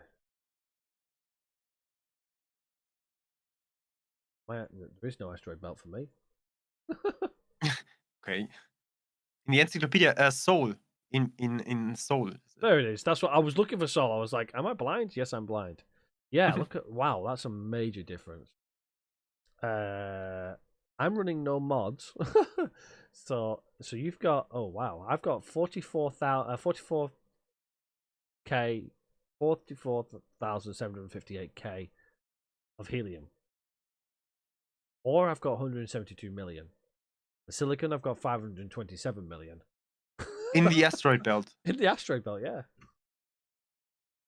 Okay, I'm also not running mods, so what? Yeah. Let me that should work. Have you scouted the whole of the asteroid belt? I have nothing in the asteroid belt actually.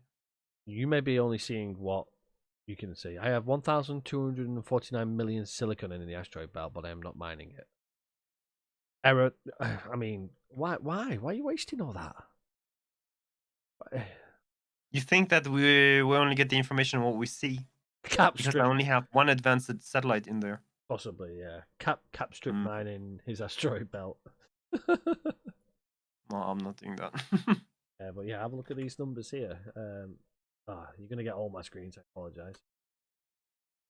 I had a hissy fit when I tried just sharing one of the screens.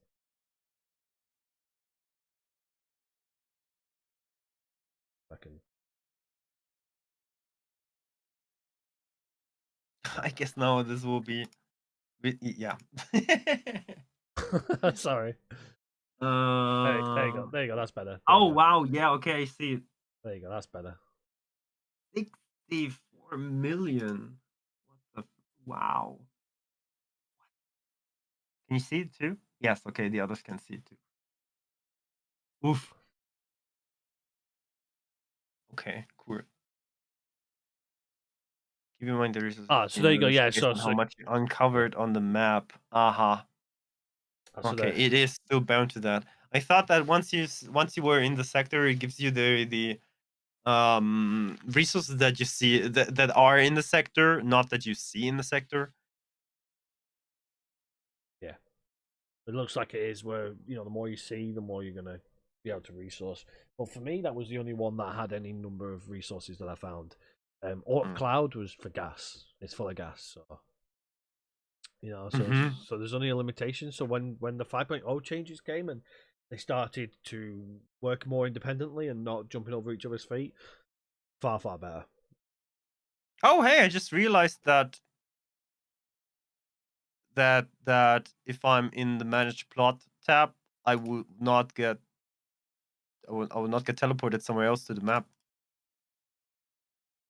You know what I mean? Like if you're managing plots and then you go back to your object list, you get teleported somewhere else to the map. Oh yeah. It's Yeah, gone. yeah, it sits to the same screen now, which is good because if you're trying to get like a manager or something, you're like teleported halfway across the map. Exactly. Hmm. Anyway, I just realized it. Okay, cool. Since 4.2, map position is saved. Yeah, since 4.2 apparently. Oh, okay. But yeah, so personally, I think 5.0 for me was definitely the major improvement I liked. As I said, I don't think Mhm. the game was broken or anything. You know what I mean? Like the mining was Mhm. definitely a challenge for me, but other than that, I thought the game was great. The things that they brought in already, like even like I said, yeah, I've avoided doing the lore side of things because I want to bring the DLC in for the 5.0 and play one of the new factions, and you get all the DLC through that and stuff. Sorry, the lore through that and stuff, which I love doing, which is why I did the Terran. Um, the fact Doesn't that it sorry, go on. doesn't it feel like you're not like for me at the moment it feels like I'm not supposed to do the missions and I'm not supposed to do the lore because it's not fully out there and I will be like locked somewhere. I want to continue and I can't because it feels like early access. Yeah, I'm kind of the same. I'm like, I don't want to play with it because if they change it, it could break. And I'm like, I don't want to Yeah, break. right. I don't want to break my game. No. I want to have the easier mission at the split, not the one where you have to bring like 500 million value ships. Yeah. PTSD again. Ugh. So many ships. So many ships. Oh, so much money. Oh. Yeah. And But what do you get for that? Cabal. Nice. yeah, no, I'm not doing that. But the fact that we got the welfare modules and the scrap modules, but the welfare Mhm. module actually comes with a story. You don't just Yeah. get it. You don't. It's like there you go. There's a new module. It's like, well, no, You you're gonna. started it already? So I've unlocked the research for it, and I've Mhm. started the first mission. I'm behind you because you did the race, didn't you? Yes. Yeah, so I've just delivered the ship because I'm an idiot and delivered the wrong speed of ship. So I had to go make a Oh. second. I had to make a second ship and then deliver that one. But yeah, Oh, yeah. yeah, Oh, that was kind of a bummer. Anyway, yeah, I guess the welfare module is fine to do right now, but the other stuff I also hold back a little bit because I want to do it as a whole and also transition into the DLC things like yes, it should be, I guess. I agree. I agree fully. I'm the same. I'm like I'm waiting for the DLC, so then I can see it flow. You Yeah. know, and the welfare thing obviously is the free bit you get for everybody, whoever you got the DLC or not. But it's just the fact that you're not just buying a blueprint. Mm. Um, Personally, I think the buying of blueprints is too easy. Um, it's based off rep, and rep really isn't that hard to get. And credits, there's no hard work. Yeah, it depends. Like if you're a new player, it is difficult. Yeah, what I I'm mean, we're talking about we're experienced, right? yeah. Sorry, I'll rephrase it a little better. So for your own faction, you should have access to the blueprints. You know, that's your Mm. faction. You're working alongside them. But then when you come to something like the split, there should be something where you have to be like, okay, yeah, you're now friendly with us, but we're not just going to give you all of our tech. You know what I mean? If that makes sense. Whereas Mhm. at the moment, it is literally like, well, here's all of our tech, and yeah, the Asgard again. This is Terran, where a lot of this has come into play now. You know, the Asgard is a little harder to get, but the split was literally, oh, you're friends with us now. Here's all of our technology. And that to me is yeah, that, you wouldn't necessarily get something like that, personally. I like what they did with the Sin and the Yes, Asgard. yeah, Um, I thought that was brilliant. yeah, they are locked. You cannot just go and buy them.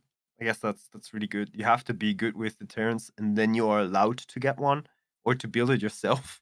Yeah. But boy, if again, we're talking from an experienced point of view as a new player, and you are like you get the for the first time you realize how to get an Oscar Asgard, whatever. I can't talk, and you realize how to get a sin.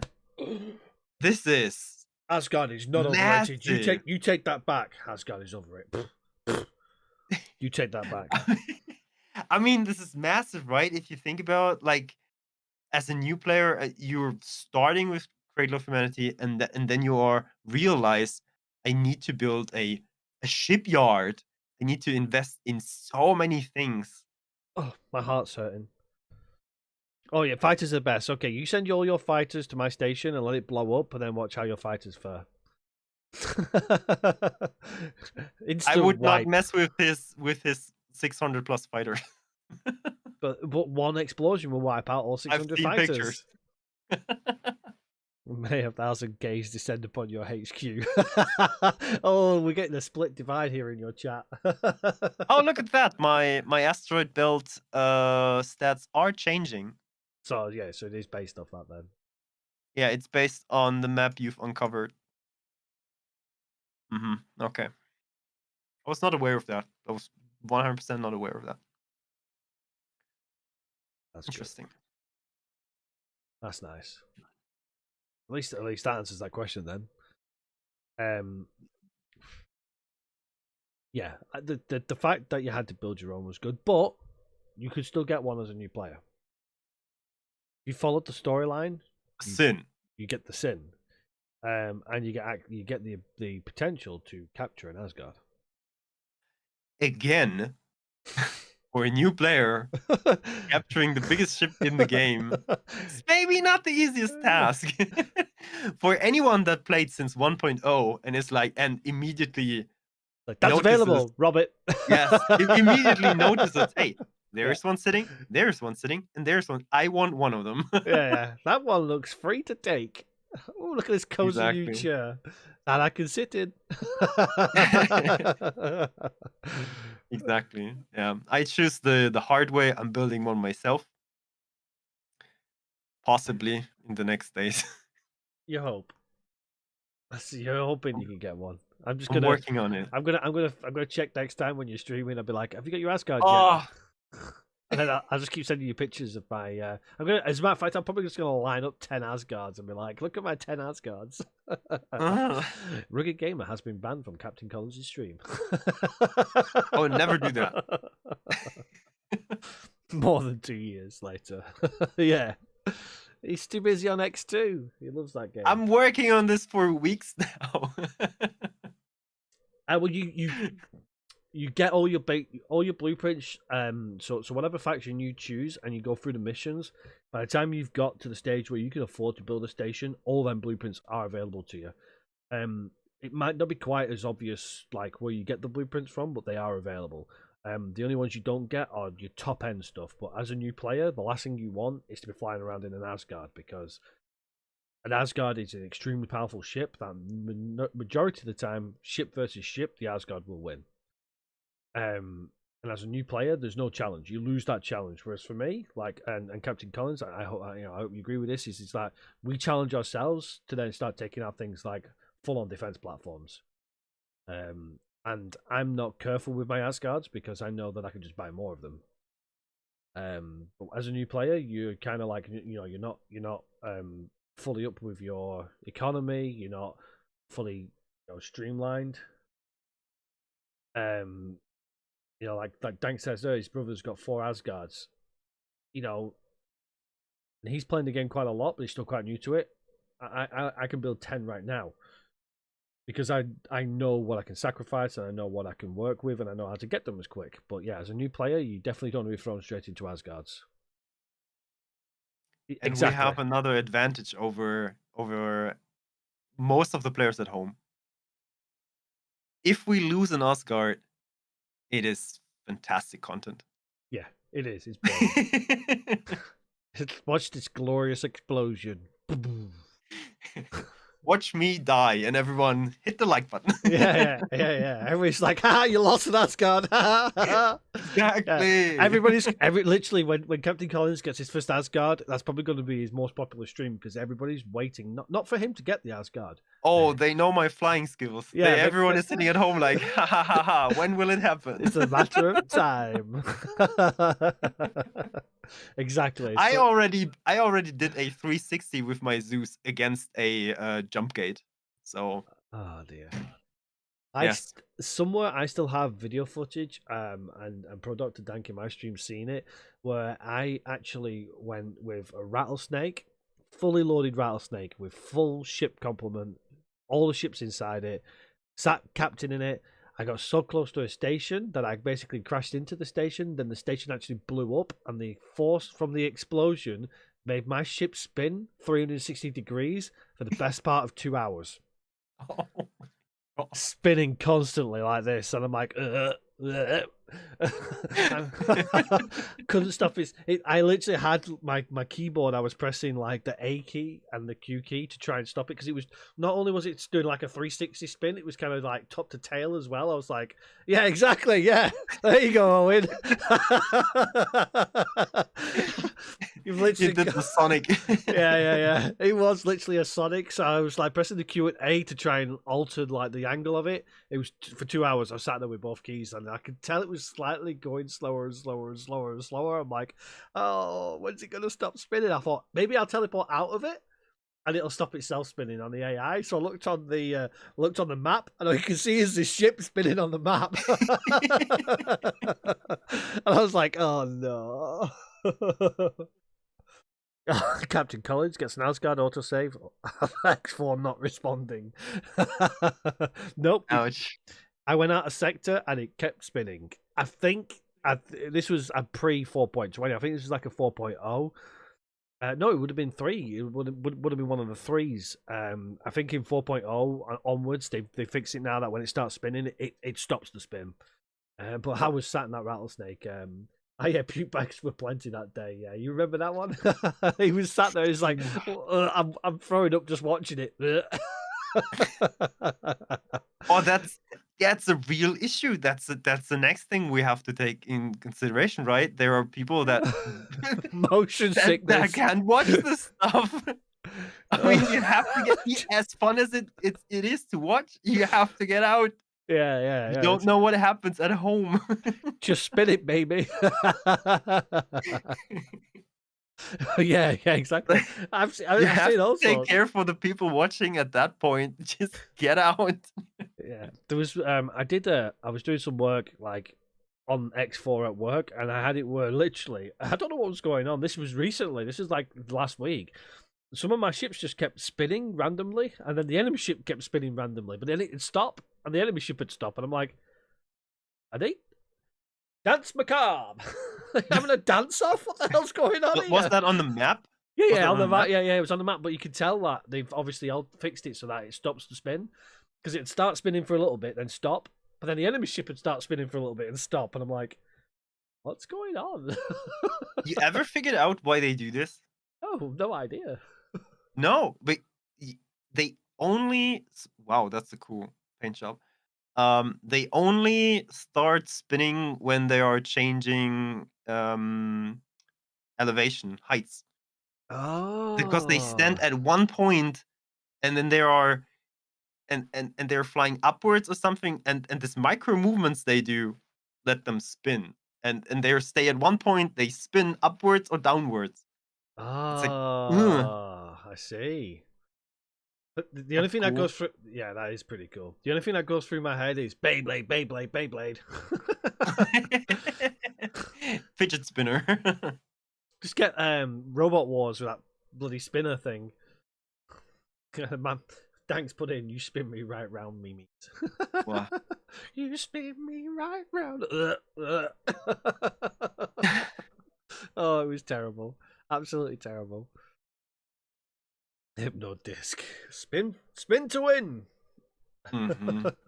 But yeah, I think they fixed it now. So obviously, as you say, if the elevation changes are doing it, then it spins. But nothing like it did when a station exploded.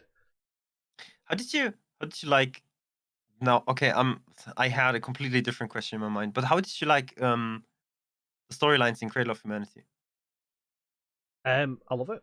I've done both. I've not completed the Terran Protectorate one because that's the one that's in my current campaign.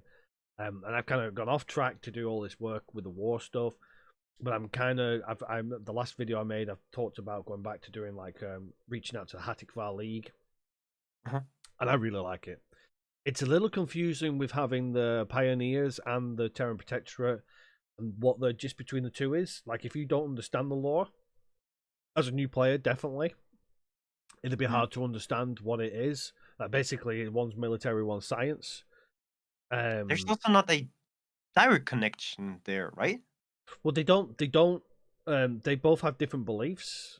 Like, one believes like Terran is Terran. You know, lock everybody else out, keep ourselves to ourselves. You know, don't let people in.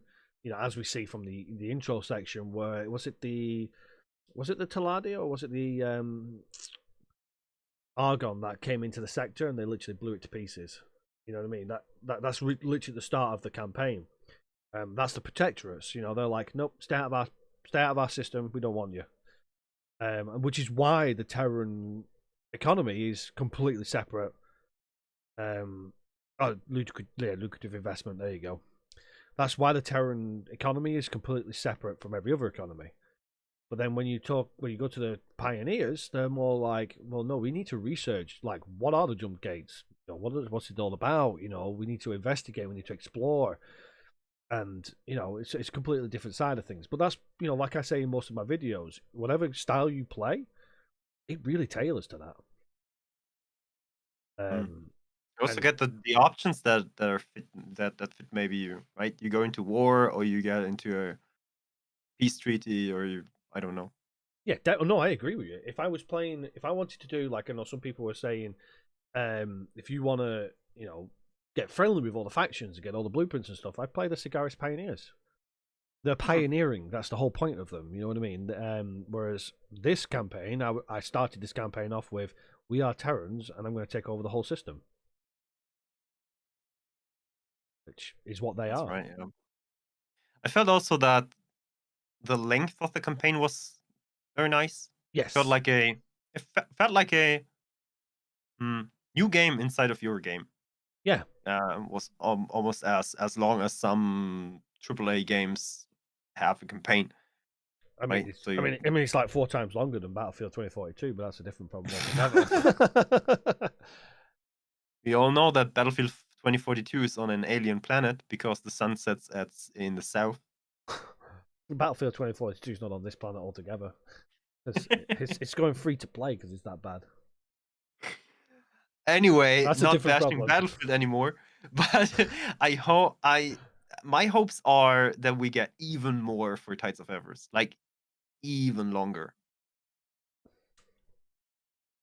I don't know if we're going to go longer.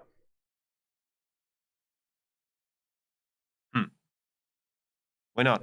I mean, sorry. longer would mean more difficult. No, not difficult, but maybe, yeah, more difficult tasks to do. Yeah, well, you remember one of the tasks where you had to fly inside the abandoned piece of station by Earth, the old, Yeah, the old, Taurus. yeah, Taurus. Yeah, thank you. Hmm. That was a nice change of pace. Oh yeah, You know, and that thing was like, you got to go in there. You had the puzzles. I think some of that introduced in would be really good. yeah. Because it's not And all. I was talking to. Can I say that? Let me think of it. Can I talk about that? Let's just paddle that back. Yeah, unlocked after Yes, some plot mission. I can say that because that was pre Cradle of Humanity. I was. I think I even talked about that in Spoiler. official server. Anyway, so there are people at Ubisoft that definitely also like these kind of missions, and they want to do more like that. Spicy. We promised spicy. We delivered it. it's fine. is nothing that needs to be hidden. No, but people at Egosoft, there are developers that also like this part of these missions. Like you said, they're changing things up. They like to do that, and they want to do more of it. Yeah. But this information is already more than a year old. Well, So I hope that they get the chance to do it. well, if you remember the interview I did with Bernd, that was exactly what he said. He said they had a lot of things like they want to do. Obviously, there was Mhm. a lot of limitations when the original came out because the original was like 2013, was it? You know, it's old. 13 was Rebirth. Yes, sorry, 13 was Rebirth. It's 18, December 18 was 1.0. all right. 2018 December. Yeah. Sound my brain doesn't work. It's been a long week. It's Sunday. Oh, I remember that really good. I remember that so good because I got a 2,000 people raid on Oh, my very second day on nice. X4. Very nice. There you go. That's what you That want. was But amazing. but when they still have the limitation and obviously the time and stuff like that. You've only got a certain amount of time to do stuff. Yeah. When you got a release of a game, you've got that's your time scale. That's what we've got to work with. And then when you got the DLC, you're giving yourself more time to add things into it. And he was basically saying, time was limitations. What they could do into the game was a limitation. The game itself was not as optimized as it is now. It's a lot more optimized now. So you can add more things because you're not running somebody's PC until it blows up. You know what I mean? They survive a little bit longer now. He said there was a lot of people with a lot of ideas that he wants to see come into it, and I'm hoping, as you say, they bring more of that in. And, you can see from the chat, everybody's loving the tourist puzzle because I think that was a brilliant addition. I don't know if they ever if they ever succeeded, but they had a job offering for a mission designer last year somewhere in spring or so. I don't know if you've ever seen this, but they were actually searching for mission designers. I hadn't seen that one. I do know we've got some new voice actors, which was really nice. That was cool, yeah. That was really nice, and obviously we've got the spoiler alert. There you go, Deadless. I've got it in there. Spoiler alert. There's the secret mission lines that we've got in at the moment. You got the agents that are on certain systems, certain stations. You haven't visited them yet, have you? No. They're that secret that I have not found them. They're not hidden, but they're not well displayed. But if you go to your maps, if you press on your map now, you'll see like let's have a look. What have you got on your map? Do you have the Taladi Inamura Zura 4? Oh, there is also something in the changelog. They said added Yes. quotation special NPC offering new mission chains. Yes, if you go to the Talada shipyard, if you highlight the Talada shipyard, you can see there's there it is. You see the little yellow icon on it? Yep. Oh yes, right. There. Okay. If you click on that, it'll on the actual icon itself. Oh, the icon does not spin anymore. Ah, they take everything from me away. You can see there it says Corin Corin King. They spoil everything, bastards. So yeah, Corin King, he's she, I think it's a she actually. Corin King, that's your new missions. But I've not done them. I've not done them because I feel like it's again, as you were saying, it's a connection to the 5.0 DLC. Corin King, Corin, Corin King. That's a German thing. Just Curry King. forget it. Curry King. It's something to eat. Nothing wrong with a good curry. It's a currywurst.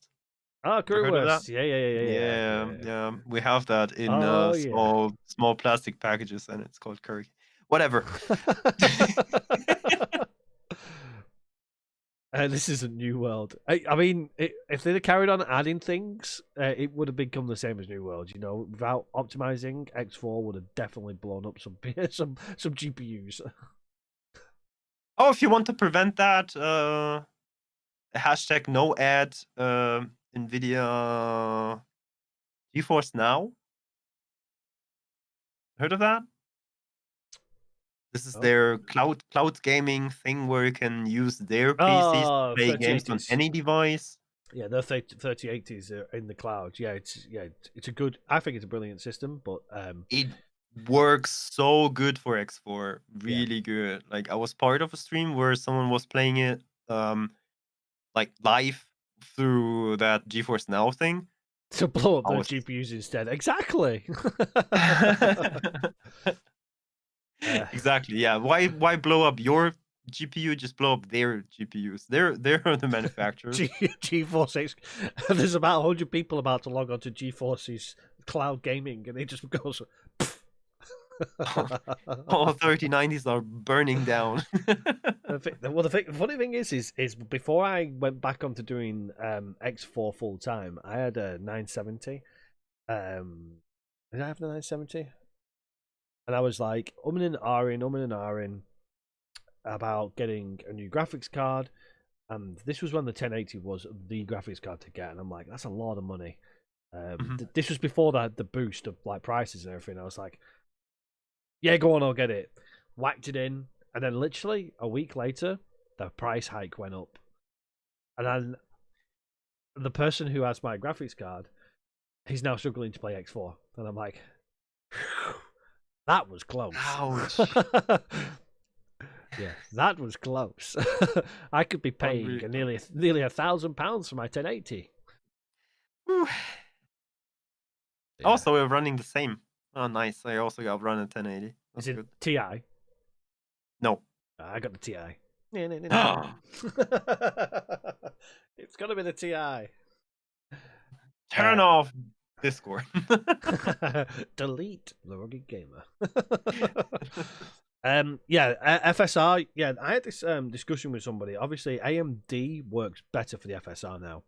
Nvidia doesn't rely on it as much, and they've optimized it for AMD. Yeah, Is and it that is. really a difference? Do you see a difference visually? I don't use it at all.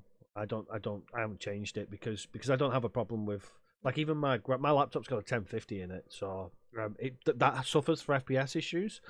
But I just worked through that. But as soon as I go on the PC, I honestly the 1080. Once I upgraded the memory to 64 gig of memory, Mhm.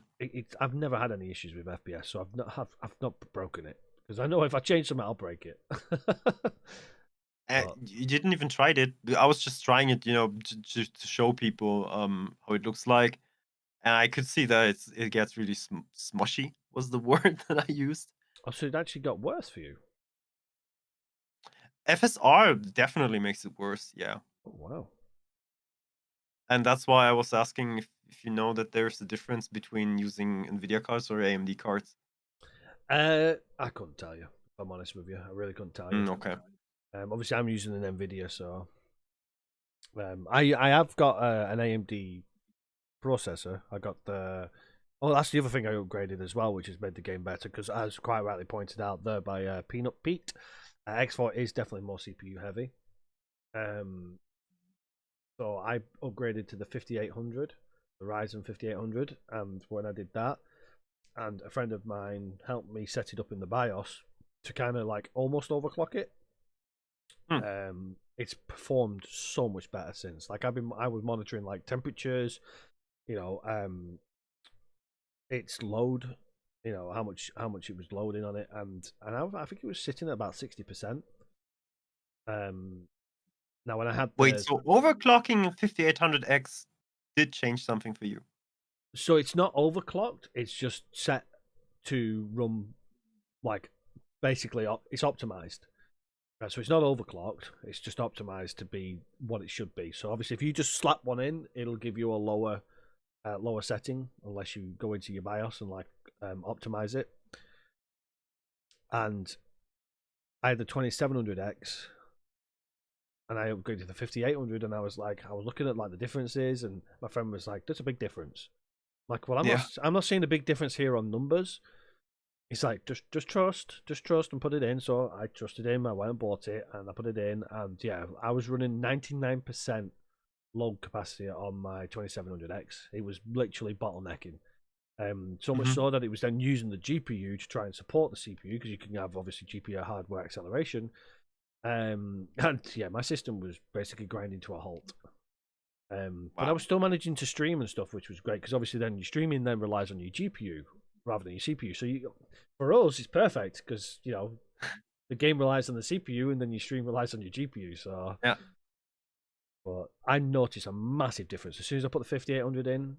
I have never had any issues whatsoever. So, Yeah, my change was even bigger. I went from the 1700 to the 5800. wow. So yeah, it's like Was massive. Yeah, yeah. massive. I have 64 gig of memory. Yeah, 64 gig of DDR4s because I'm greedy. Running on an i7 3770K and a 980 Ti. Yeah, but the 980 Ti is still pretty decent. You know what I mean? It's up there. And with all the changes, you know about the PBO settings and stuff. Yeah, mate. Yeah, the stuff that you went through with me. Stick to it 100%. Yeah. So anything else that changed something massive for you in 5.0? I mean, other than the ship designs and the mining and the billions of credits that I've made since. Do you notice any difference in the combat with your fighters, or do you use fighters? Yeah. So sometimes I get bored and I'll just like throw fighters at things. Well, you know what I mean. When you sat around and you're in a capital ship, like when you've got an Asgard, like I do, and you don't. Oh, it takes so long to fly there. Yeah. Yeah, but when you've got Buy someone, 100 Eclipse Vanguards. yeah, but you see, when you've got as many Asgards as I do, you've got one in every system, so you just teleport where you need to go. Mm, So I don't have to fly around. But no, on a serious note, when you've got them kind of facilities, you do sit in them and just let everything die around you.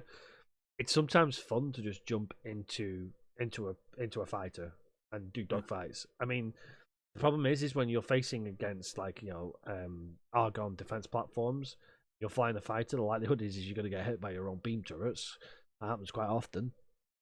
Um, but yeah, I love doing it. But ironically, when 5.0 released, I was so busy with the changes that I found with the mining and like getting the new stations up and running, and then like basically all the trading, because that's the other thing I'll talk about in a minute is the trading side of things with trading stations. Yeah. um, I was so busy with upgrading all of that I actually didn't do much in terms of personal combat. Most of it was just ran on the map, which is why I did most of it off the camera, because obviously people don't want you just sitting on a map all the way through a stream or a recording. And everybody started talking about the aiming problems. And I Yeah. was I was at work and I was on my laptop and I can't really fly because I have a trackball. It's literally like a thumb trackball, so it's like I can't fly a ship with a thumb trackball that well, Uh-huh. and obviously the FPS isn't as well. So I was like, I'm gonna have to go home and try this. Got home on Saturday and they released beta 2. which And you're which like, there's no problem. What are you talking yeah, about? I jumped in. I was like, what's the issue? Like, and then I looked at my log and it said beta 2 has been released. I was like, oh. I look at the change log, has fixed the aiming. I was like, Hmm. oh, okay, so what you're all on about. So Oh, yeah, I never got to I see it. saw a lot of videos. People were sharing that on Discord. A lot of videos. It was so weird because the ship was flying some around here somewhere, and every single pulsar was shooting there. Yeah. You're like, huh? It's like, What's going on? what the hell? Yeah, it was like, and I did see some videos because obviously I joined your Discord and saw some of them pop up, and I was like, um, yeah, I was like, I can't agree with you here because I'm having no problems. Mm. But yeah, Yeah, go but that's also so nice about having like such a good space. community, because like you get so many different aspects. Like I people are sometimes people are sometimes wondering that I don't have that many hours as they maybe expect on X4. I don't know your what's your total playtime in X4? Like, Total come on, playtime in X4. come on, yes. Play 3,200. This is official. and I'll explain why in a minute. 3,252.4 hours. Ouch. And it's actually about 3,700. And the reason why it's not that, because I played offline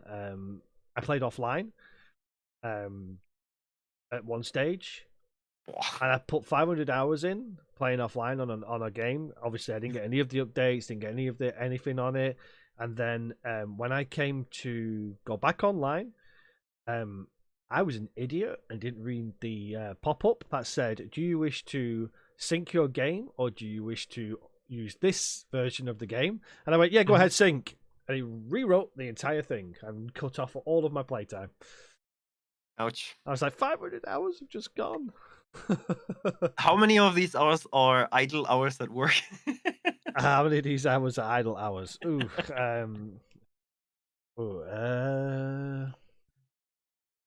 I'd say probably 2/3 of it. Oh, okay. No. To be fair, I don't actually. I usually idle for about 8 hours a day if I play it full non-stop. Ooh. So Wow. if I do Monday to Friday, it'll be idle for 8 hours that I leave. But then during the day, I'm constantly going back and forward to it, doing changes, adding things Wow. to stations, making slight tweaks and stuff. Because even though most people don't see it, I actually go into all of the logistics side of things. And I should really, I'm bad for it. I should really talk about it on a stream or on a video. That I actually look at all of the logistics and see like where the pitfalls are and stuff like that, and try to adjust slight tweaks. And I'll also look at the patterns of where the ships are coming in, and if my station design is wrong, I'll actually build the next station in thought process of, like, for example, if you look at all of my trading stations now with the Terran Hexadock, I've built it in such a way that basically they all completely clear. So you can actually have the ship, the square where the ship actually comes in, you can have that overlapping. I've set it in such a way where they're actually just literally skimming the top of each other. And that's done on purpose, so it clears. And obviously I don't talk about it much, but yeah, that's because I've gone in, I'm like, that ship keeps crashing into that ship and it's slowing it down, and I'm not getting resources here and stuff. And yeah, so that's generally what I'm usually doing in my idle time. Wow. But yeah, there's at least 8 hours a day where it's idle. Wow. Yeah. But So, see, I have around a fifth of your playtime. That's 680.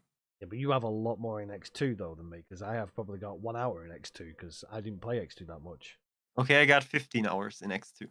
X2 is not even on my stream, on my Steam library.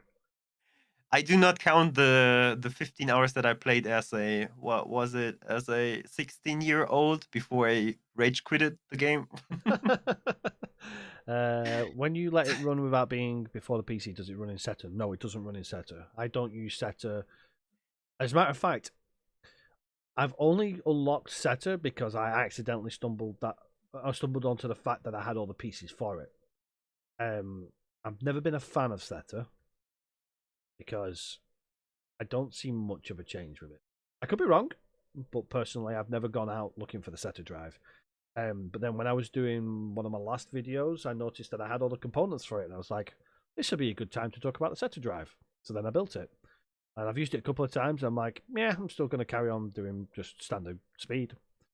And plus, with the CAC now in 5.0, do not use a Setter drive, because if you do, you'll leave it for a day and you'll have no system.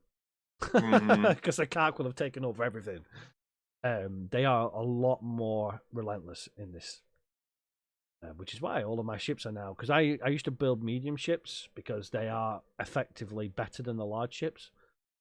Even though they don't carry as much capacity, they move back and forth between stations a lot quicker, and you have more space for medium ships generally. Like if you build a dock for a large ship, it takes up a lot more room. You can, in the same space, you can have literally the space for. So if you built a 3-tier E dock, for example, in that same space, you could have enough space to put 60 medium ships into it. So it's and 3 large ships to 60 medium ships is a big difference. Yeah, exactly, Kanan. It's not a big deal for X4. But it's also a it's also Yes, a it is dangerous with M ships right now, especially with mining. yeah, Absolutely dangerous, and you need like I don't know how you do it. I guess you need to have a pen and paper and just write down how many ships you have for each station, what are mining what, and always check these numbers and refill. yeah, yeah. Kajar, yeah, I agree with you to an extent.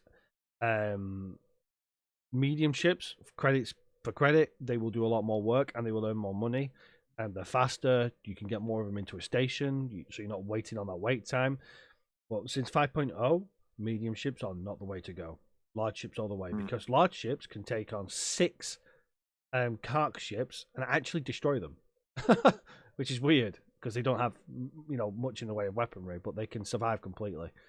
Um, Well, gas miners, right? I mean, mineral miners still need mineral lasers yeah. or Oh yeah, mining yeah, lasers. yeah, yeah, yeah. But they will destroy them. Um, uh, Kark ships don't exist in my game. I destroy them the moment they appear. Yes, but if I'm AFK whilst I'm driving my truck and Kark appear, I'm not going to just casually lean over to the laptop whilst I'm on a motorway and try and clear them. I think the police might have a word with me. What are you doing, sir? Why are you on the central reservation? My I game. can't. The threat. The Yeah. threat. Yeah. Not yet. Wait until they all die. Then I'll talk to you. Yeah. See, you can't. You can do things like the spawn locations and stuff, but I've not bothered with that. All I do is basically every so often, the Kark are attacking me. Who the fuck are the Kark? Art for Life, you can give every miner an escort or patrol ship, but I'll give you a clue. So on mine here, property owned. Where are we? Getsafuni Trading Station 2. This is just one of my stations. It has 41 miners. Sorry, it doesn't. It has 41 large miners and 15 medium miners. The second station next to it also has 41 miners and 13 medium miners. So you're looking at that's nearly, it's over 100 ships there. For the Kark, you'd have to give them at least a medium and 2 smalls, and they would die after a while. So you're talking 300 ships just for 2 stations. You see some of these numbers here 60, 70, 80. I mean, yeah, I've got well over. I mean, is there actually something that says how many ships you've actually got? I know this includes combat Total? vessels. Yeah, In total, maybe doesn't. your empire. No, it doesn't say. No. Statistics?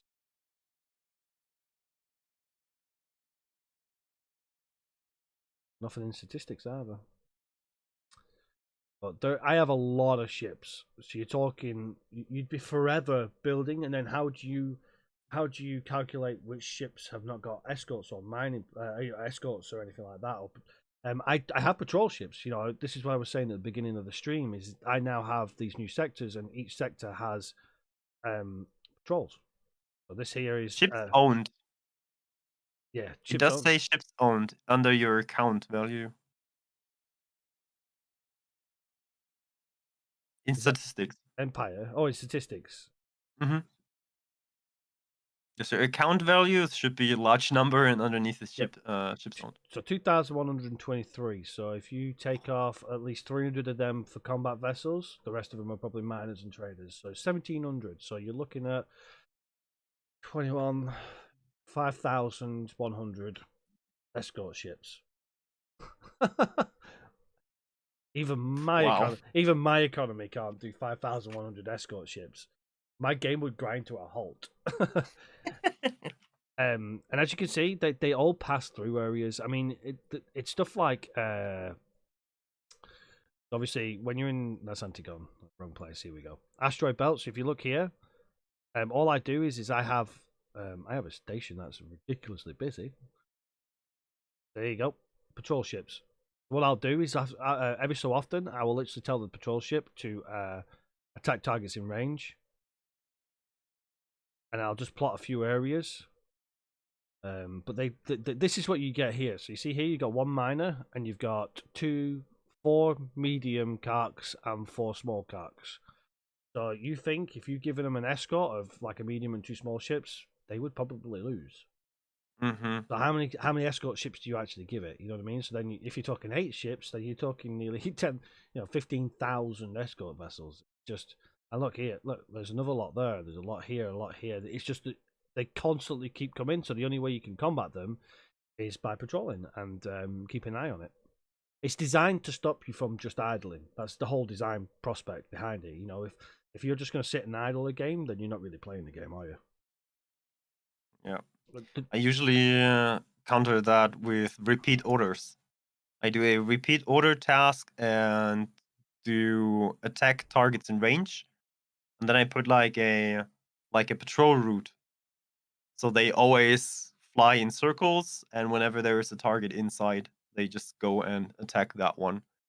Usually, the M ships, if you do not make these patrol routes too huge, um, usually M ships can hold off for as long as your patrol is coming and defeating them.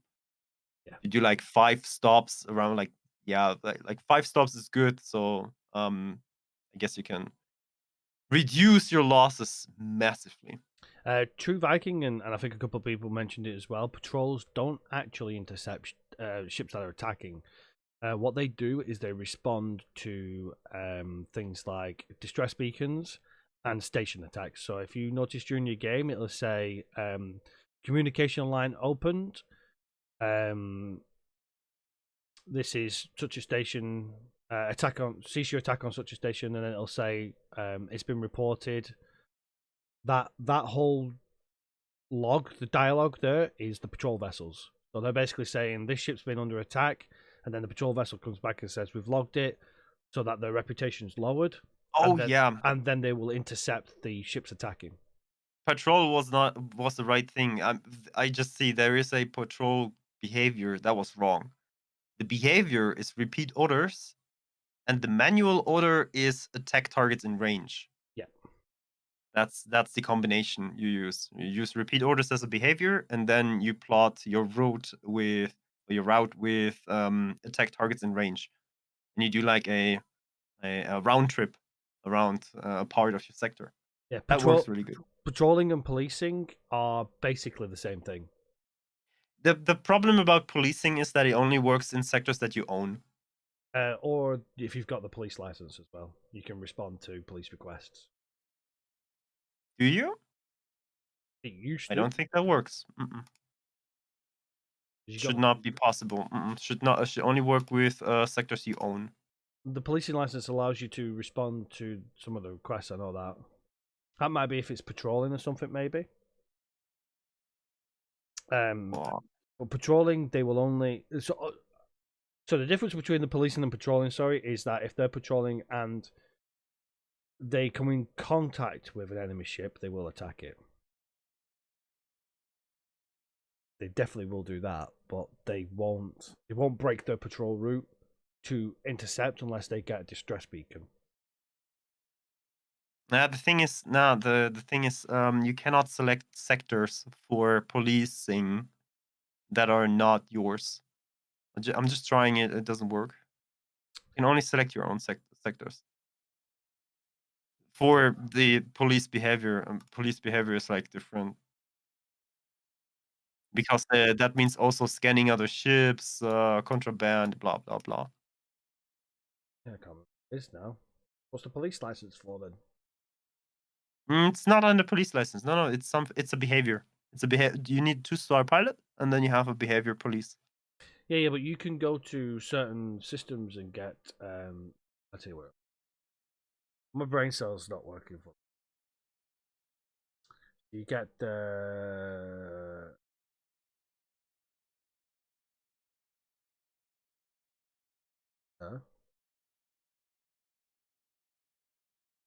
Oh, what's going on?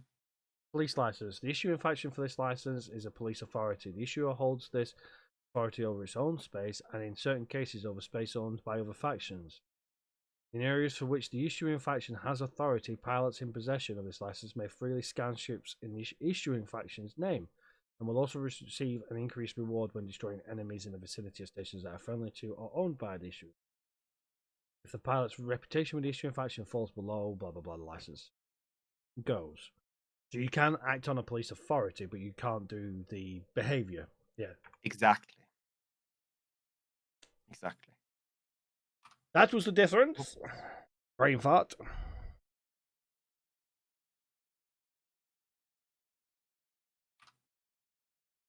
Good. There you go. Learn something new. Learn something new every day. Well, like we're already talking like for a long time. I have a good time with you. Yes, I yes, have to same. say, actually really nice to talk to you. Yeah, it's been a lot. Well, we should have done it a lot sooner. Yeah. That's my We fault. should have already drank the beer together, but Yes, well, no expos, no nothing. well, if I'd have known you about a couple of years earlier, then you'd have seen me in Dusseldorf and Cologne, because I was in In Cologne, yeah, yeah, right? yeah, that's where I That would was. be amazing. Oh. Hunt the. How about raiding Xenon Slayer? Hunt the Hunter. With the Why real is game over he someone else. Xenon Slayer, maybe. streaming right now? Deadless is asking if you'll do this again. Why not? Yeah, I mean, I've enjoyed this. I mean, hopefully, when we get a chance to discuss the DLC as well, I'd like to definitely do. I would also say, yeah, when DLC drops, that would be the best possible time. Or um I know, right? It's awesome. yeah. I would be down for that 100%. Yeah. Well, yeah, no, definitely. I'd like to do some more of these because I think, like I said to you at the start, there's not really anybody else I know who's as well versed in X4 as yourself, and obviously, I spend a lot of time on it myself as well. So it's nice to actually put heads together and talk about these things. And obviously, a lot of people that watch you also are very knowledgeable on it as well, and they'll test our brain cells anyway. Good. And that's one thing that I wanted to say earlier is that there's so many knowledgeable people in this community that even with just a few hours, a few hundred hours, you can learn that much just by exchanging, Definitely.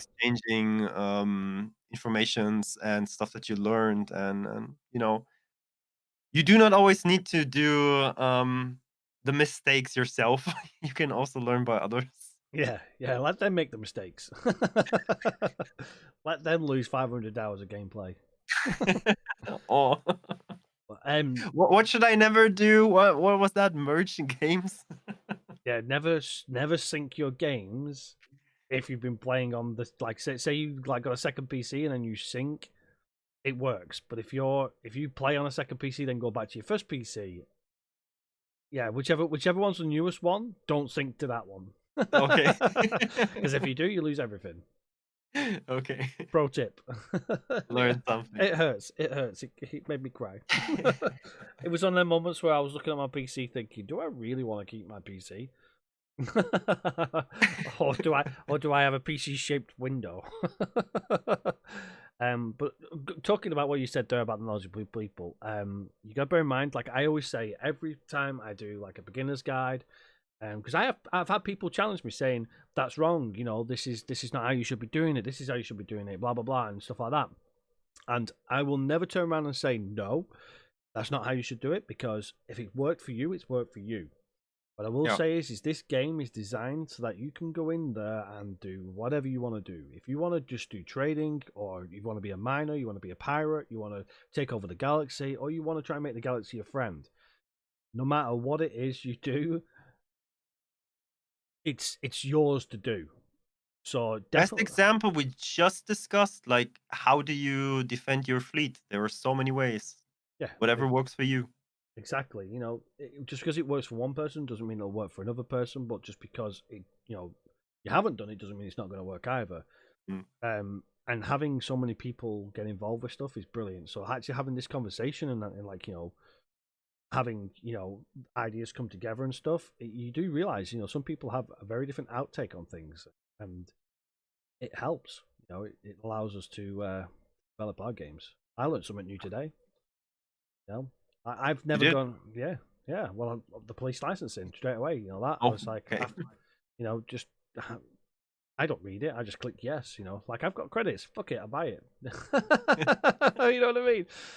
But yeah, there is no rank. Exactly, Kajar's perfect. That's the beauty of X4 and single player games. There's no wrong way to play, only your way. I could put it better myself. You know what I Yeah, mean? and that's also the beauty because I mean it is single player. It's for a reason single player. Everyone can enjoy it their way. There are also people that only play it with one single ship in their cockpit, and they're Yeah, happy. yeah, yeah. I know people who just go around in their one single ship and they won't leave Yeah, that ship, and that's how they want to play it. They'll get out the flight stick, and it's almost like a flight sim for them. The game's yeah, beautiful. The game is beautiful. Um, absolutely. the trick to winning is just to destroy your enemy without letting them destroy you. That's a pro tip there from my community. There you go. That's something you can take away. And then yeah, Kajar with his 3 million fighters. I was recently thinking about something. I don't know if you want to join me on that challenge. I'm always up for a How about challenge. a how about a permadeath save? Permadeath save. Mm-hmm. But don't forget we've got the emergency eject now. That's actually in game. Yeah, So exactly. so what we're doing? We're doing. Spectre Spectrum says hello, rugged community. By the way, hello. So you're on about one ship or one life? One life, One and life. you delete your save after you die. Delete the save after you die. Mm-hmm. Permadeath, do you really want to play XCOM in X4? It would be a challenge. I mean, you have to be cautious. What are your guys' take on sticks in X4? I'll come back to that in a second because I have a good thing to that. Yeah, Permadeath. Yeah, I'm down for that. I mean, I'm trying. I'm thinking about it. I'm not doing Terran again because last time I did Terran, the beam laser literally wiped me clean out on the Asgard. You know when you escort the Asgard, it literally melted me. I was like, well, that happened.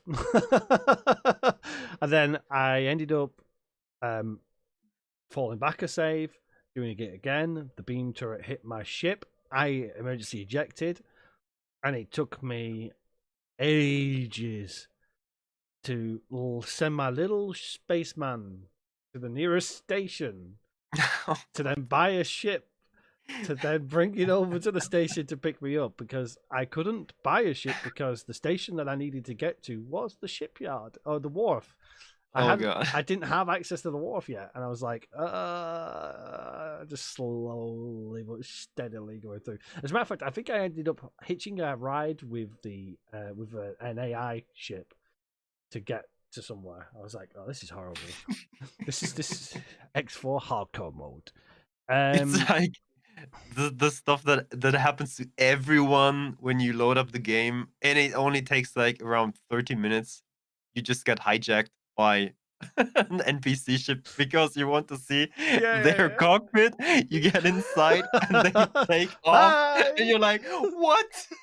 Yeah. Bye. See What you just later. happened?" You've got no teleport or anything, so you're literally stuck in it. It's like, oh no, what am I going to do? I think I did the same thing.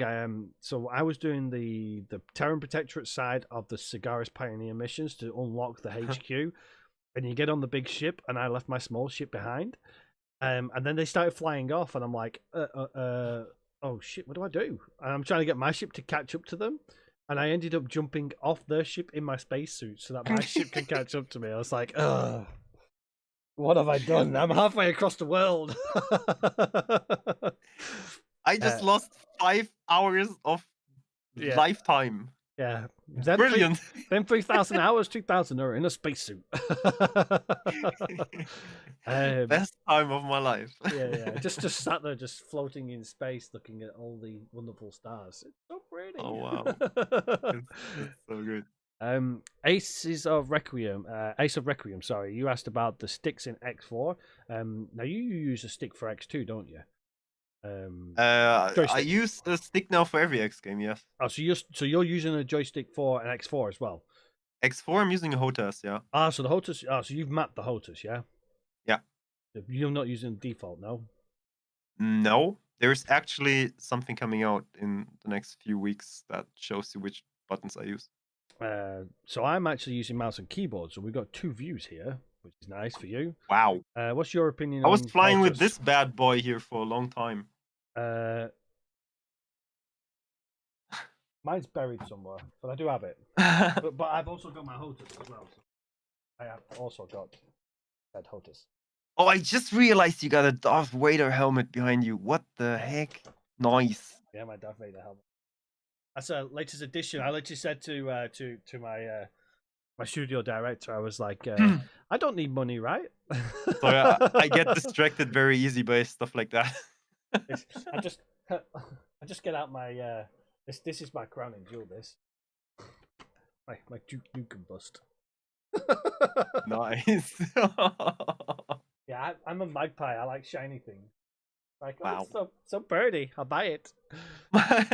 Yeah, it's hiding in the dark. I don't know. I've not even got my light plugged in, so I can't even give it its crown jewel light. But it's on my TikTok though, because I'm an idiot, and I thought I was listening to TikTok and I heard this sound, and it's the one where Anakin's facing off against Ahsoka in the. I've not actually watched the series.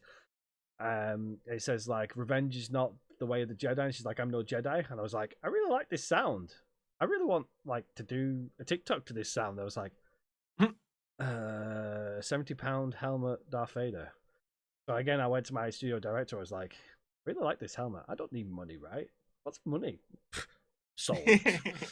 Came back. I was like, book TikTok. And that's it. It's sat there ever since, getting a little dusty. I need to clean it off. It's actually it is literally the crown jewel, because this here is something I don't use, which I'm very proud of. Which is I don't know if it'll go well enough, but if you just see there, so the wording probably won't actually focus in. No. What it is, day one, 2013. That's the day one Xbox controller. It's like never used. What's that? That was the release date for the Xbox One. One, no? Xbox Yes. One. Yeah. Mm-hmm. So I was like, put that there nicely, and I was like, I had like my little World of Warcraft plushies, and I was like, get out the way, get out the way. I want my helmet there, my Darth Vader helmet. Yeah, we need a. So what are you using? What kind of stick are you using? X52. So someone mentioned X52. That's the one I'm okay. using. In the Logitech. I had to double check them. Mm-hmm. So my take on it is default really annoyed me. Yeah. And I was like, I cannot be bothered remapping it. So mouse and keyboard. Now you're using HOTAS. What's your take on it?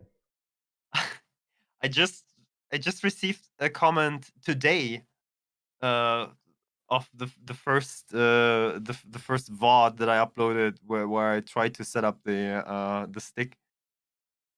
And someone was trying to help me, but it's like months ago. And now that everything is mapped and I developed a kind of a muscle memory, I do not want to go back.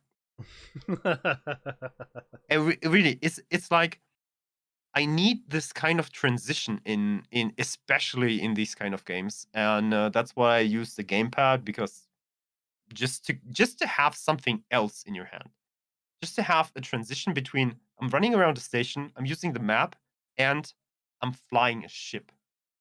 You know, yeah. this mental change, like I'm right now sitting in a cockpit, I have something else in my hand, and I'm flying a ship right now. I need that. I need it for myself. But that makes sense. Yeah, no, I agree with you. That makes sense. Yeah, you get the feeling of transitioning between the two. Yeah. Then, but you wouldn't fly a capital ship with a joystick. Realistically, don't they now drive cruise ships? I mean IRL, like real life cruise ships with the joystick? all I'm gonna say here is like, yeah, they do. Yeah, Yeah. My shit. Right? He's just found the flaw in my plan. I'm going to go off Star Trek here because Star Trek is above all everything else. It's sci-fi galore, and the only time they use a joystick is when they go, "We need some fancy flying here," and he presses a button and the joystick comes out. But every other Like time in it's that Delta flyer or what that was. yeah, exactly. So it's like that's the only time they get a joystick out. Okay. I think doesn't Riker? I don't know if you've watched the next gen stuff. I'm pretty sure Riker, um, like he gets the joystick out for the aft section of the Enterprise E. As a matter of fact, Hightower, if you're still here, you can confirm that because I know what your memory's like. Wouldn't flying a capital ship be X4 with voice attack, shouting commands at your bridge crew? Dual sticks versus HOTUS. I couldn't know. It's got to be HOTUS. For X4, 100% HOTUS. Got to be HOTUS. I have to try it. I will try it. I can give you an answer on that later. Yeah, he Not may have later given this us day, but later in a few weeks. Yeah, when he remembers. When he's finally got his Asgard. Oh God, something to remember in the captain. But people know that this is not going well. Fire capital ship with just keyboard. When he crashes into the planet, I think you're right, Max. I think you're right. I think that's what I've got in my head because I can see like the whole moving around and stuff. Airplanes HOTUS, spaceships HOTUS. Oh, SAS. Oh, SAS. Hands on. Uh, Yeah, I'm trying. I've no idea. You know, if only we had something at the tip of our fingertips. Oh, SAS. Hands on stick and stick. No, nope. Like I said, I need to try it. Maybe I can think of a use case if you fly an S-class fighter. Like, this is like maybe an arcadey feel. Like it's a little bit more action. uh, if you maybe fly an S-class ship. Then M class ship is more like a HOTAS thing, and XL is definitely autopilot. XL is I don't want to mess around with it. The thing is, I agree with you. If you're flying a small or medium ship, I can understand HOTUS. To some extent, I will. Okay, preferably, I won't play HOTAS, but there is an argument to say you can do HOTAS as well for small and medium ships. Large and extra large ships, they turn too slow. A Yeah, joystick is quick movement. it You know doesn't what I make mean? sense. Yeah, you're tilting your joystick like that, and you just Yep. in about half an hour, it might make its way around. Do you know what I mean? Yep. It doesn't make sense to me for a joystick. It makes sense to me that you give it a location and it turns to that location. Yep. And I God, feel like things like a Pegasus or so, I guess you would get a cool feeling with two sticks because it's just reacting so fast. I mean, yeah, I have dyspraxia, so like I'm gonna be like, no, yeah, I'm done for. You know, I have ADHD and dyspraxia. You know what I mean? Trying to concentrate Okay. on playing the game's bad enough for me. You know what I mean? It's like Yeah. now you're telling me that I have to like look at the game and try and hand-eye coordinate. No, my No, no, brain. no. You need to switch between five different devices. Oh, What you're flying, you have to have a different device. I feel sick. But yeah, And XL is simply voice activated yeah. autopilot Shout on. at everybody, move, turn the ship faster, go. Don't you? Shouldn't it be like in an Excel ship you have a chair where you sit in, ha ha ha, and you just give orders. Yeah, yeah, Like yeah, there are pilots, there are navigators, yeah. I there agree. are people for guns. Yeah, I agree. What's this? A little more immersion in X-Files. I figure sticks would be nice. Sticks are nice. I have got a HOTUS. I have tried HOTUS and I did it on a recording, and it went horribly wrong because default is terrible. Yeah. The default mapping needs to be completely different. And I might pester Captain Collins to see what his setups are, because mine blew my mind. But going back to the Star Trek thing, I know exactly what I was thinking about now because you reminded me, Hightower. Literally, when Riker meets Picard for the first time, they separate the saucer and the drive section, and he makes Riker connect the two together by manual, and he uses the joystick for it.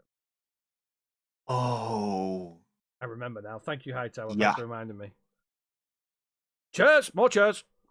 But that was a stick just for what was that? What are they called? The small thrusters. Maneuvering thrusters, thrusters. yeah. Mm-hmm. Yeah, nice. Yeah, I mean, bring us out of the dock slowly. Yeah, I mean, yeah. You wouldn't see a guy in Star Trek going, okay. Yeah, exactly. Yeah. Go like, yeah, exactly. But yeah, I have a space in front of my keyboard now. That's how I play my game. So I have my keyboard ahead. So my entire arm is on the desk. When I come to flying things, my joystick literally sits dead center of me. So it's right in front of me, and I've got the mouse and keyboard that I just wrap my arms around. Because I play a lot of things like Armor, Battlefield, and I like to fly with joysticks. Which is Hear me out. He does, yes, when he goes through the nebula. Hear me out. Okay, I'm hearing you out, Glom. I need one of them mugs. Dramatic drinking pause. Where's your tea, by the way? Yeah, exactly. Oh, dramatic drinking pause? That went half an hour ago. Hold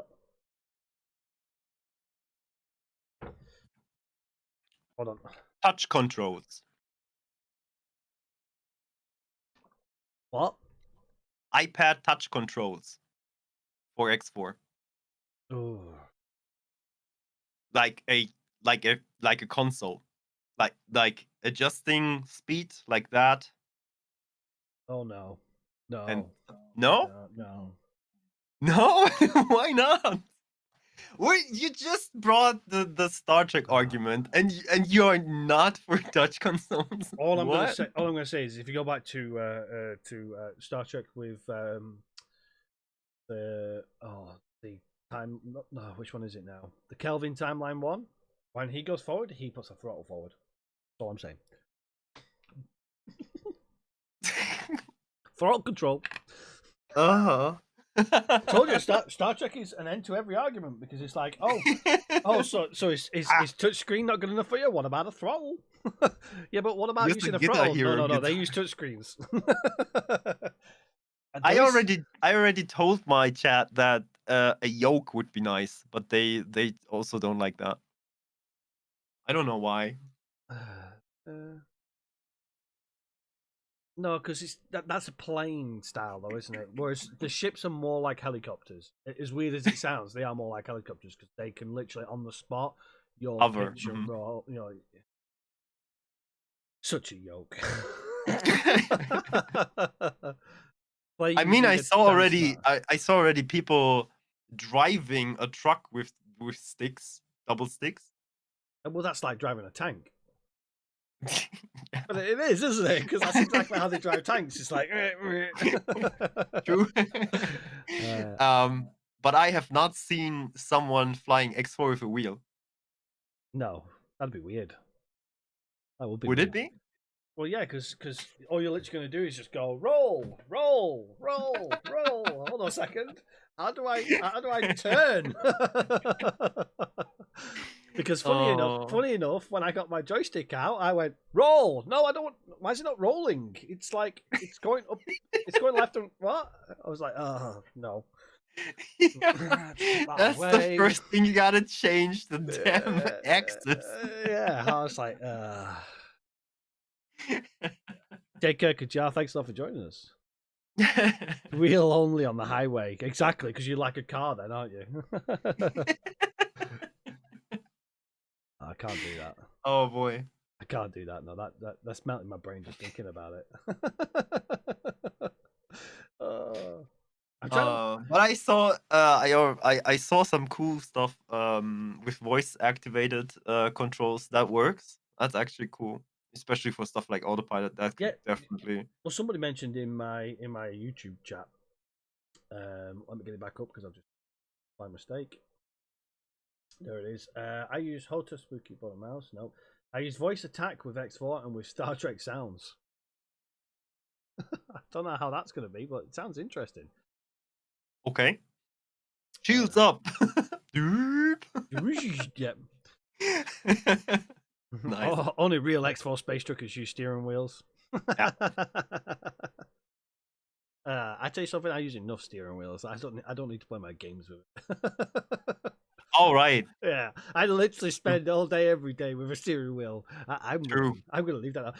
Funny enough, though, this is a true story, and I know it's not X4 related, but I actually did a stream because I've got Twitch as well, but I don't do Twitch because I've never built it up. But I actually did a trucker plays Euro Truck Simulator, and it's my most popular stream I have ever done. Because everybody was like, "We want to see if you can actually do this." I'm like, easy. Came around to come off a junction and flip the truck.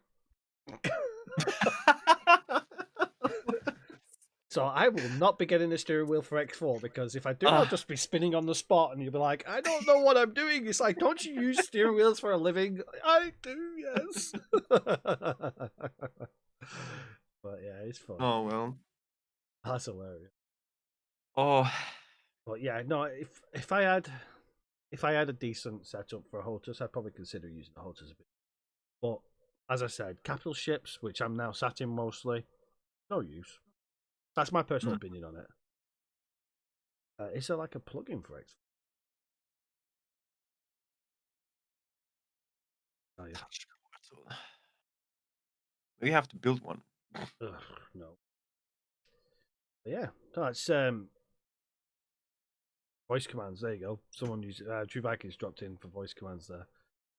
See, voice commands make sense, but again, I'm presuming that's going to mod your game, which is then going to stop you from being able to, the things you want to do if multiplayer comes out.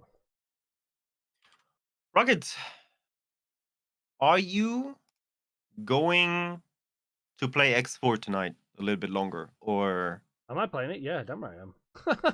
so will you be playing after our talk?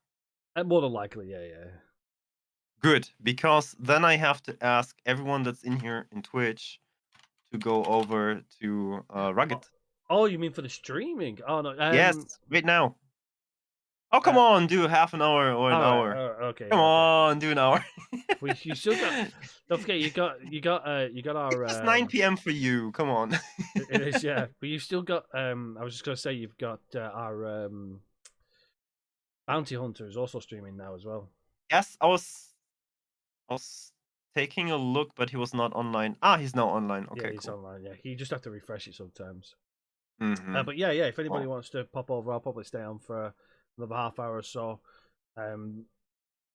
I would say normally I'd end the stream and restart it so it's all fresh, but if I do that, it'll probably blow up again and it'll take me another year to try and get the bloody thing to go again. I don't know what's up with it. But yeah, I'll carry on for a little bit more because. There you go. The link is in chat. Like I would say, thank you so much for. Well, it's not like having me or I having you or we're having each other or whatever. Thank you so much for the talk. Thank you so much for getting to know you a little bit better. That's like the first time ever. I said it at the start. Maybe a lot of people joined. That was the first time ever we talked to each other, face to face, and it was an amazing time. Yeah, definitely. Thanks. Yeah, hopefully we can do it more often because I've really enjoyed it. I certainly think if we get like big chunks of X4 stuff, I think we should definitely have a chat about it together. That'd be kind of cool. Yeah, I guess the next time should be at least Tides of Everest launch when we had like a week or so to dive in. Yeah, definitely. I mean, depending on when they announce everything, and yeah, it'll probably will be the launch, won't it? Yeah, and then we have to find time again, and that's it. It's when we don't have to rush, you know. No, but thank you everybody for all the questions as well and testing our brain cells. It was certainly spicy. it's always the hot seat we're sitting in here, you know. Yeah. Well, that's what like I said to you the last time, isn't it? It's like you have all this knowledge, but somebody will still know something different to you, and you're like, Yeah. ooh, yeah, that's a good point. But hey, then let's find out, right? Yeah, definitely, and I We enjoy it. all I learn. like I like to be tested as well. So, So then, thanks a lot. Thanks a lot, Rugged. I will call it a day because it's getting late for me. Um, and like I said, everyone, youtube.com/the Rugged Gamer if you want to keep on going with him, or we're going to Owen. I don't know if you also want to join Owen. I have no idea. Do whatever you like. I don't want people to be to go well, I'm on your uh stream, so if you leave raid them him, in the void. I don't want to leave them in the void. raid him because I'll join for the raid as well. Thanks for the Okay, stream. I'm okay. not. Oh, it's not streaming long. Psh, psh. It doesn't matter. Yeah, we're still coming to you. So stuff luck. You're streaming all night now. I need to. Please, the Twitch gods Okay, for the month. well, the I raid don't, already started, so we don't have that much time. Rugged, thank you so much. no, thank you very much for Um, having me. Thanks for your community as well. I really appreciate maybe it. if you have some time, just stick in Discord. Don't close Discord. Yeah. I want to ask you something important. There's something shooting behind me. That's weird. Oh yeah. Anyway. Is this something that I need to mute you on my stream for? Everyone else, thank you so much for joining. It was a pleasure to have you. Hello, YouTube. It was a pleasure to have you too. Thank you for Rugged, joining. last words now. Thank you for the chance to be with your community. It's been amazing. Thank you. I loved Every it. time. I loved it, and hopefully we'll do more. I'll See you on Owen's stream. Let's go. See you all soon. Let's go. Woo. Hey, woo, woo. Where's it going? Let's go. There we go. I think we left. Yeah, you're on my stream, remember? So let me switch over to this screen. Ta-da! And then start this here. So we get an image of my X4. Is it gonna load? Come on, load the game. Wait. I'll do this here. There you are.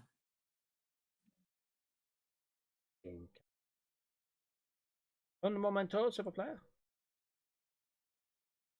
That should bring up my X4. I'm still on your stream. Well, now they have a green screen for me. No. You're not on mine. Don't worry. Please don't mess around with me. No, you're not. Don't worry. They can hear you still. They can hear you still, so you can say hello. Hello. Hello. Hi, you naughty boys. There we go. We can still see you. Oh. No, they can't see your green screen. Don't worry, because I think it's just slightly behind. I think. There we go. So yeah, you're safe. You're safe on my side of the stream, but they can still hear you. Did you? Good. Do you need to ask me something that they can't hear? No, they can hear that. That's fine. Okay. But more I was... juicy, spicy things. Actually, I was going to ask you about the changes you made for the 5800X. For the CPU, you said you did some changes and the CPU runs better. Oh. Yeah, I was very interested when I heard that, but I didn't want it to do it for everyone. You know, that's as I said to you, that wasn't actually me who made the changes. So what I can do for you is I can get the guy who made my changes to tell me what changes he made me make. That would be cool. Captain, please stop with the ASMR. I think he just likes your voice. But yeah. I know. It was some of the changes I did in the BIOS, but as I say, I'm not doing all the BIOS stuff. To me, is like, I can't get my head around it. It's been like back in the day when you built, when I built PCs with my dad when I was a kid, it was like you throw everything in and it works. PBO settings. Thanks, Barker. Does that make any sense? PBO settings. Okay, because I already did the timings on my RAM. I already did that, so that it works. Yeah, because you did that with me as well, Barker, didn't you? You set up the RAM stuff for me as well. As I say, because back in the day, it used to be just slap it all in, and if it works, it works. Now Yeah. you've got to literally, like Barker went through every little fine bit of detail with me, and the performance was noticeably much better. You'd say that be safe to say that, wouldn't you, Barker? Barker, is that something bound to his main board, or is that for every single main board? Look, I'm using an MS. No, wait. I'm using an yes, I'm using an MSI main board. Is that something different, or maybe you know? Which the BIOS is the BIOS, I think. Which board have you got? Mhm. Because I've got an MSI as well. Using Ah, it okay, good. using an X470 or an X570. Does I'm using the B550. that make any sense to you, Barker?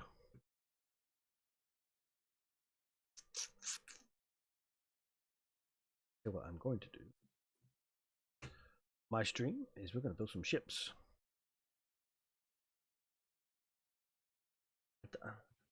He will be getting back to us. He'll probably be writing an essay right now. That's fine.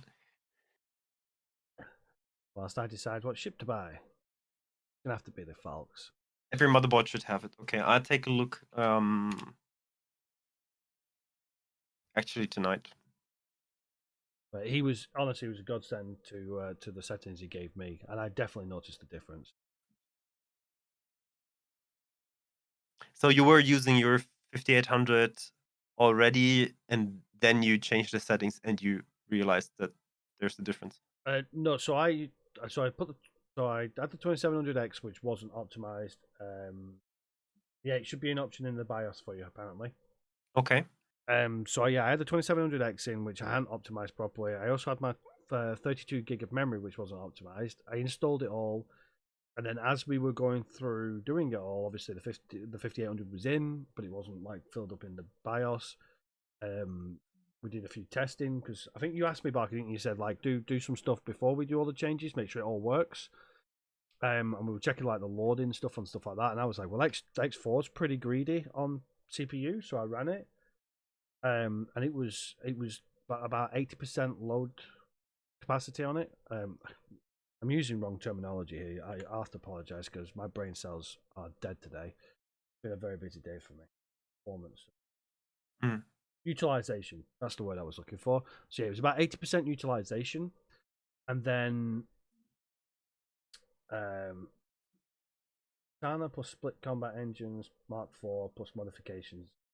Yeah, I've not unlocked all the mods yet. I've only got the basic shield mods, and I'm now doing the welfare module. Wow, what the heck are you doing there? What? Have you not seen this? Yeah. I don't do any of this. I never do any of it. I'm a nightmare. I literally, all I do is literally take over the systems. So, like, if you have a look at like what I actually own, these are all my stations. I've got that's all my stations that I have. Millions of defense platforms, and then there's my fleets, Asgards, every one of them. Yeah. And then I got that's what I like to do. I like the whole like taking over the systems and securing them all and stuff like that. And I've been really doing this terraforming thing lately. I've really been enjoying the terraforming side of things. Oh, my global surface water's done as well. Whoop whoop. Oh, I got to decide. This something's a whole different. Oh, let's get some hydroponics going. Oh no, I don't want to do that. No. Yeah, I don't even know what I was doing now.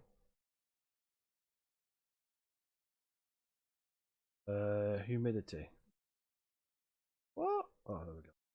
See, look, losing the plot to live. If Captain Collins is in your Discord, he can just message me if he gets stuck, and I'll try to help him out. Your katana's doing highway speeds. Jesus. Have you got my Discord? Have you, Captain Collins? I'm just joining. I realized I was not here. Ooh, we got a celebrity. Yeah. We got a celebrity. Ah, no, you don't. Sitting here in my basement. I'm a guy like you. Oh yeah, there we go. Wow, cool. That says even member number 229. Yeah, let's see. Computer. Would I have such a weird color?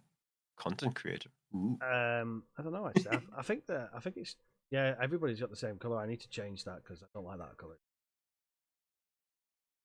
So his name's Barker in the Discord as well. But he's always showing off lines, so you just message him. As I say, he's brilliant on stuff like that. Absolutely brilliant.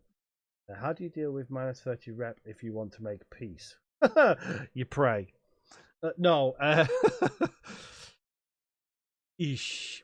Right, it's kick him for not already being in it. He says I have to kick you because you weren't already in it. So if you've got minus 30 reputation, then it's pretty damn hard, but it is doable. So what you want to do is production will start right away. Thank you, boss. I can actually put my game chat back on now. Game music. So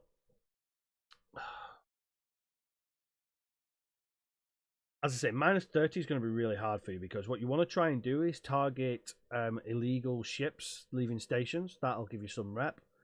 There are also missions you can do that give you rep as well, but they're hard to come by. If you've got now, correct me if I'm wrong. Have you done terraforming quite a bit, Captain Collins? No.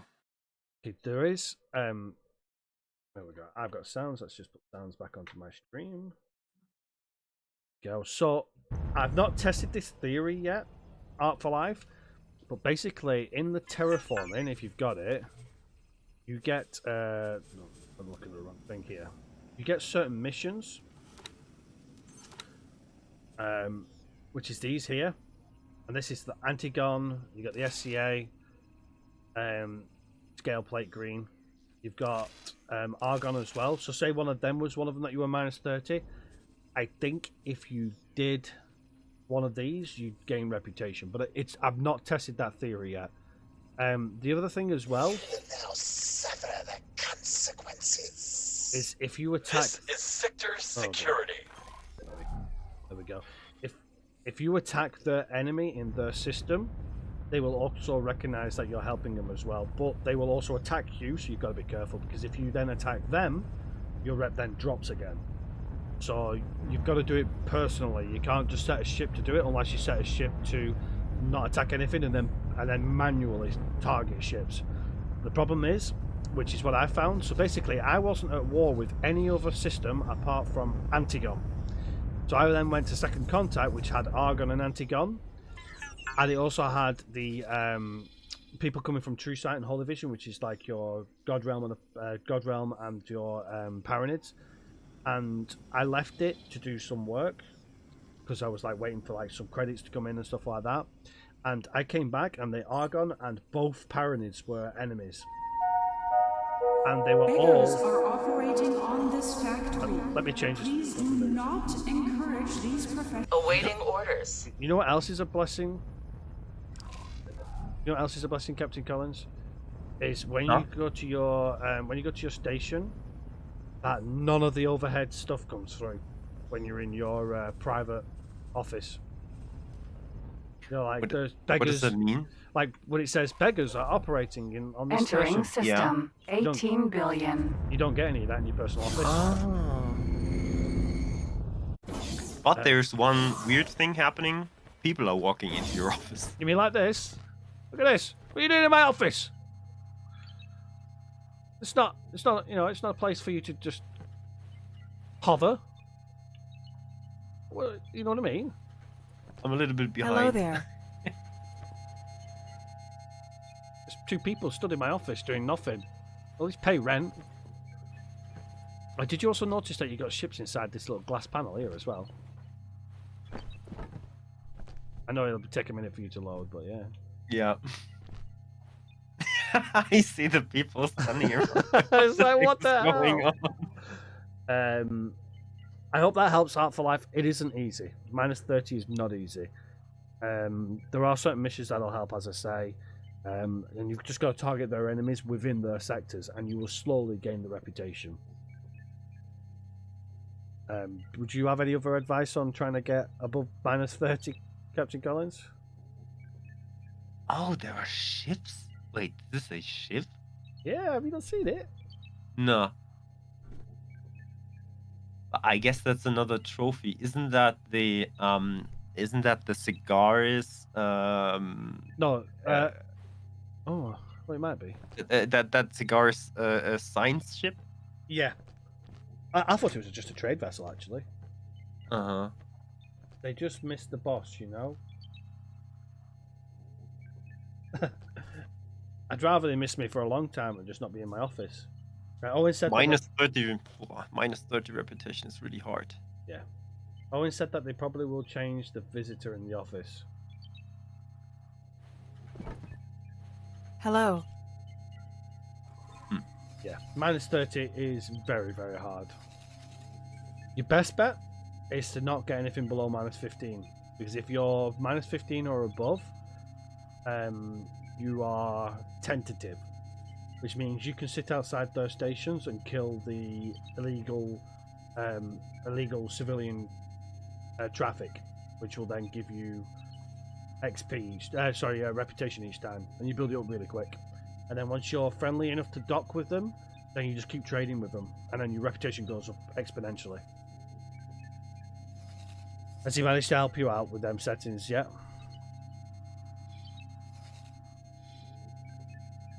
Captain Collins. What I was just thinking about the reputation. Has he managed to help you with them settings? Barker. Oh, I was not restarting my PC, so I have no idea. Need to go into the BIOS. But yeah, I would try it. yeah, that's the only way I can think of doing it. Okay. And not attacking those ships, because as soon as you attack those ships, you get a -5 reputation. I was just thinking I need to write down a post-it because that's actually a cool video idea. Also, if you coming up with something else, how to get rid of a minus 30 reputation, that would be, I guess, a cool video. Yeah, well, definitely do it. And I never tried it, so this would be a kind of experiment. Yeah, that's a good idea. That. When you find out, let me know, and then I'll make a video. Okay. I'm not gonna lie. When I don't know if you actually watched the video where I tagged you in it. So I tried doing the mods and I had no idea because I've never done the mods. So I was like, I don't know what I'm doing. I was like, I know somebody who does. Collins shield mod. There we go. Let's have a watch of it. Right now I know how to do it. Like now I'll make a video. I saw the mention. Yes, I saw it. It was popping up on YouTube, and I thought like, cool. Well, I didn't know what I was doing. I was like, I'm not just going to steal his idea and not say anything. I was like, give him a little bit of a shout out. The best boss. We are happy to be owned by the master without wage. That's Captain Collins. He's the one who's your. I was asked to drop my He cargo. just has property. He doesn't have staff. He has property.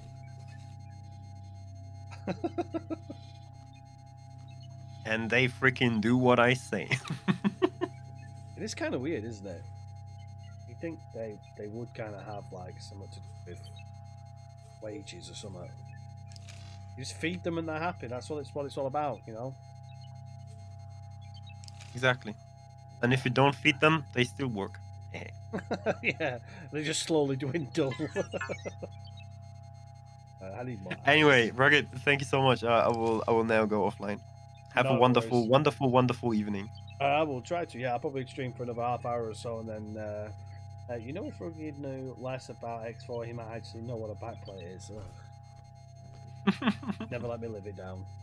Thank you very much for joining me. I really do appreciate it, and hopefully we can do it soon as well. Very nice time. Yeah, I will look forward to it. Yeah, and if you haven't already, make sure you check out Captain Collins on both YouTube and on Twitch. What? you What do did you some- say? You do some good Twitch. What? No. I watch you while I'm at work. I'm just driving. Rugged and I Gamer press is around. all you need to know. All you need to know. No, He's you the guy. Watch his Twitches so you can laugh at him trying to work out where to go in his little game that he's been I playing. got a lot of Twitches. Yes. Oh yeah. Oh, here and there. Oof. That was so funny. I enjoyed watching. Have a good one. Thank you so much. No, thank you. Take care of yourself. You too. Bye. Bye bye. Just enough. keep them ticking over. You weren't ticking over. Ugh. Yep, that's that. So yeah, thank you to Captain Collins for having an awesome chat. I hope you all enjoyed it. I certainly did, and yeah, hopefully we can do some more of it.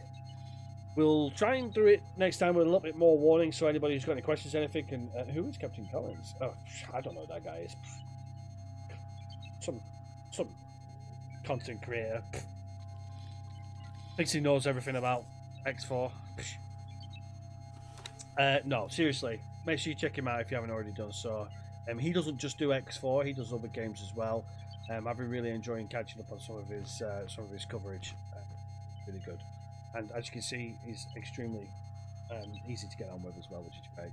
And hopefully, yeah, if we do it again, then we'll try and give it a little bit more notice, so then we can get some questions together for myself and for him. You know, anything to do with X4. Obviously, the latest it's going to be is the next release of the 5.0 DLC, which is not the.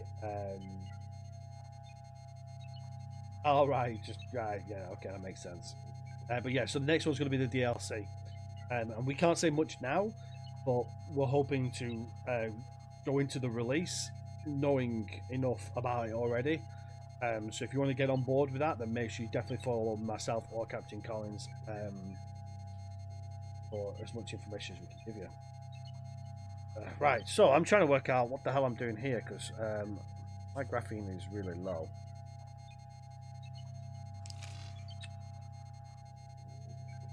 Thank you, Barker. I appreciate that. Thank you very much, sir. Oh, I know what I was doing. Right, so where's my graphene? Yeah, that's his Twitch as well. He does stream. I think most days during the week. I got graphene there. So this is my graphene. Well, this is actually my non-Terran production system, which is basically it's a massive mess, which is awesome. I love it. But yeah, this is producing everything that I need for basically non-Terran stuff. The reason why I've done it is because some of the terraforming stuff you need. Like we did with the question for CEO of Egosoft. Yes, basically, yeah. Yeah, I mean, what we'll probably do is actually, you know, that's a fairly good point, actually. What I'm going to do, we've got about 2 months, because we're obviously expecting the release to be March the 30th. So, Captain Collins, yes, you're in. Right. What we should do, Captain Collins, is we should definitely do like a questionnaire thing launched out just before the release. Computer beeping. Just because I'm sat at my desk. We should do like a questionnaire thing, like so people can put in questions beforehand, so that when the release comes out, we've got like a big questionnaire thing to do. And we could, hey, you know what we should do as well is we should definitely try and get Bernd or Greg in as well, or even Owen. Yes, we've not managed to get Owen yet. Let's get him down and get him on one of our chat shows, and we'll grill him. Yes. That computer noise is proper ASMR. I'm gonna falling asleep. So this is this is doing all my non-Terran things, and actually it's managing to get all the way from over here through to here, all the way around here, all the way around here, because I've got new stations.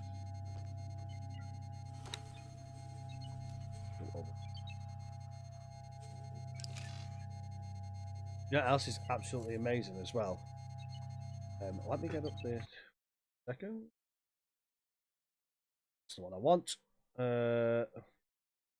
New subscriber.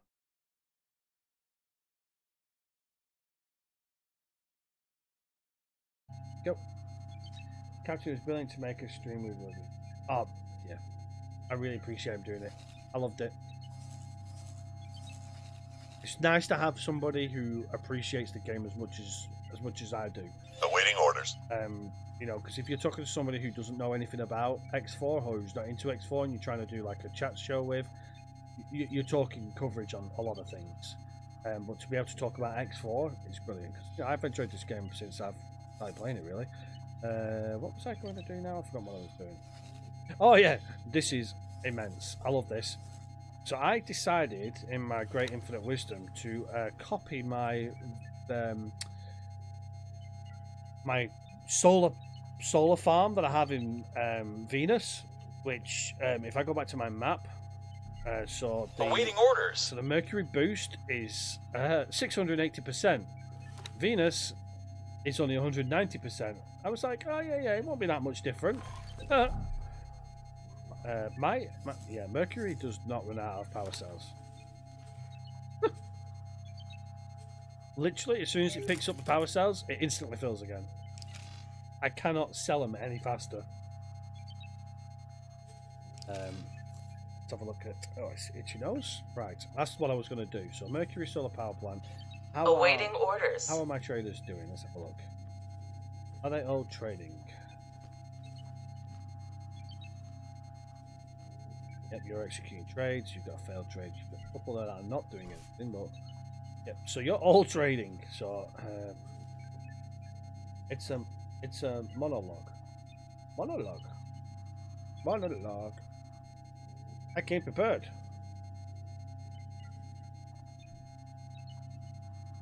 Mercury all about. Boom! More of them in there. I think I've actually just done one that I was using. Mind? I can sell them. Sell what? What we're selling?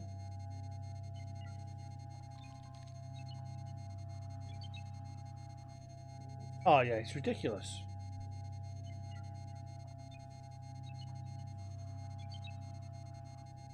That's the one. Oh, I can't sell them. Right, yeah. It's insane. Honestly, I've literally...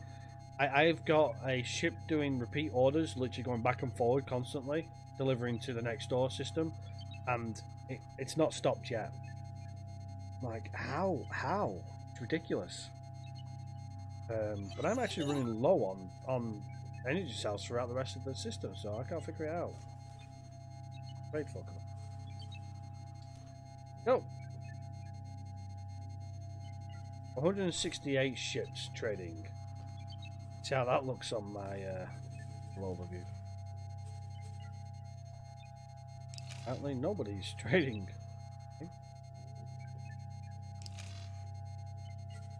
Looking.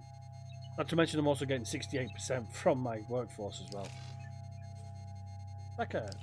It's like 748% boost.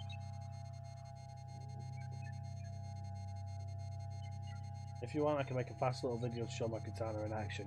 Yeah, I want to see you going along a highway with another ship going along the highway, but he's actually on the highway and you're not, and see whether or not who's fastest. That's a challenge for you. Whilst I'm live, and whilst there are still a few of you here, make sure you do check out my last video, because there is actually a giveaway on that video for a £50 Amazon voucher. And it'll tell you in that video how to actually enter. Mod. So I think there's like mods on it, but not mods, game mods. Oh, look, how are you doing here? 30k Nvidium.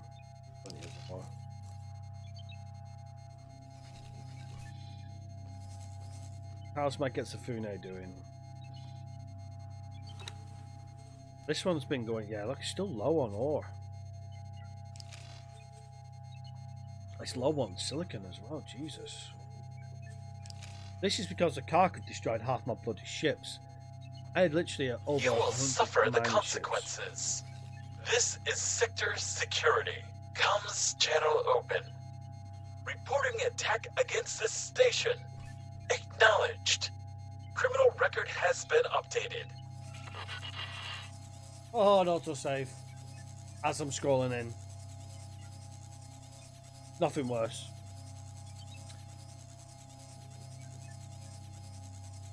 Even Slayer up on my other screen.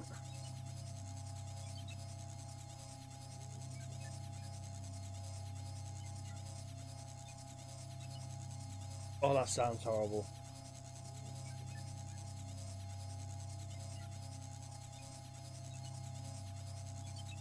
Thank you, Buck. I appreciate that massively.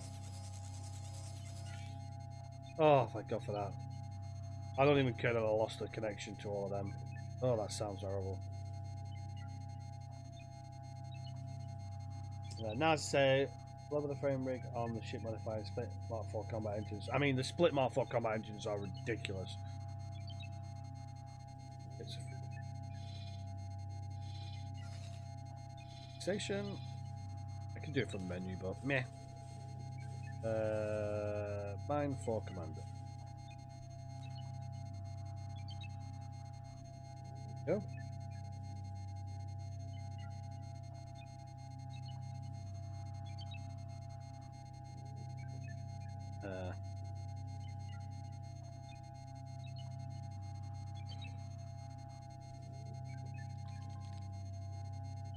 You miss the world when you're streaming. I tell you, look down at your phone, you got like fucking 3 million missed calls. My sister's been after me. Oh well. She's not dying, so meh. Targets in range.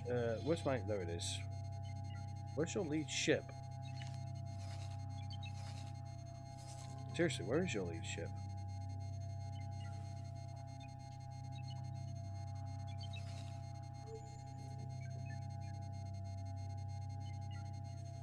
You have no lead ship? Huh? Wandering around on its own. You're engaging that there. Are you engaging that? You're not. Let's get you to engage that. Go. So this is what you're having to do now with the CAC being so active is to just keep constantly coming at you. So yeah. Hour and a half ago.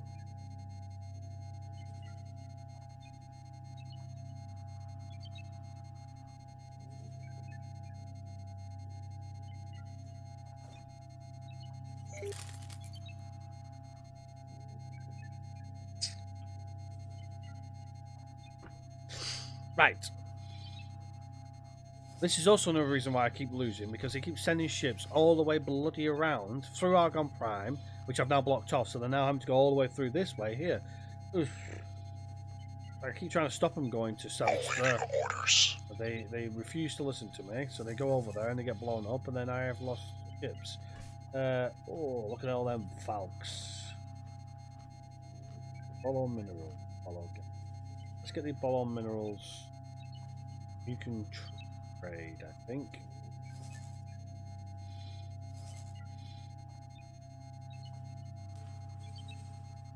Where are mine? Oh, you've only got 7 ships trading for you. Right. Do I have a free Asgard? I do have a free Asgard. Fabulous. I think all that available.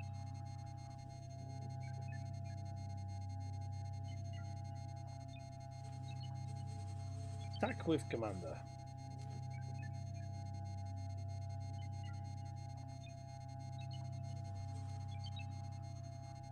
Switch to unassigned ships.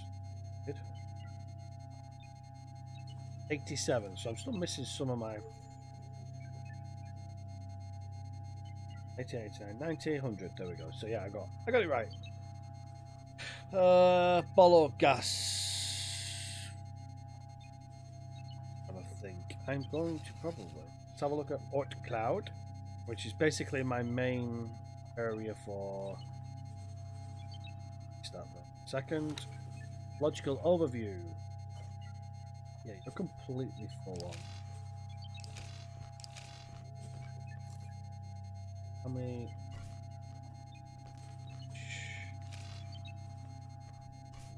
You will suffer the consequences. This is Sector Security. Comms channel open. Reporting attack against this station. Confirmed. Criminal record has been updated. Criminal record has been updated. Let's just take a big chunk of these. Let's get you onto the Orc Cloud trading station to trade for commander. Go! Try and get rid of some of that material. Right, now my ship should have made it to Mercury now. Let's have a look and see if we've got anything on our logical overview. How exciting. So if I do that, go. What's the commander level? 2.5 stars. So you're only going to go 1, 2 Mars. You know what I'm going to do? Oh, I've already done it. I'm going to change this into a trading station, which I already done.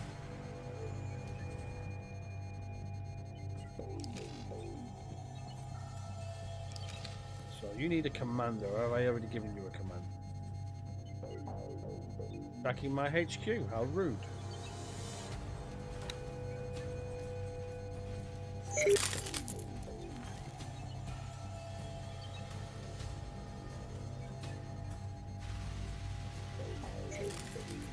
You'll do. Let me click on you, please. Go on. You will now suffer the consequences. You're fine. This Somewhere. Pretty annoying.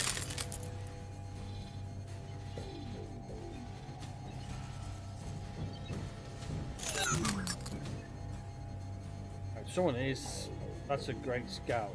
That's a hell of a great scout. I agree with you. Right, someone's attacking my station and it's annoying me.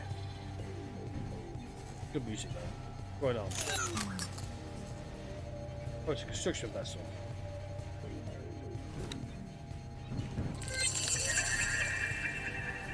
What have I just done?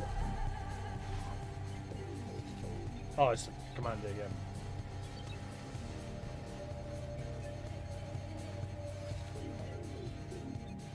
Right, how's my terraforming doing?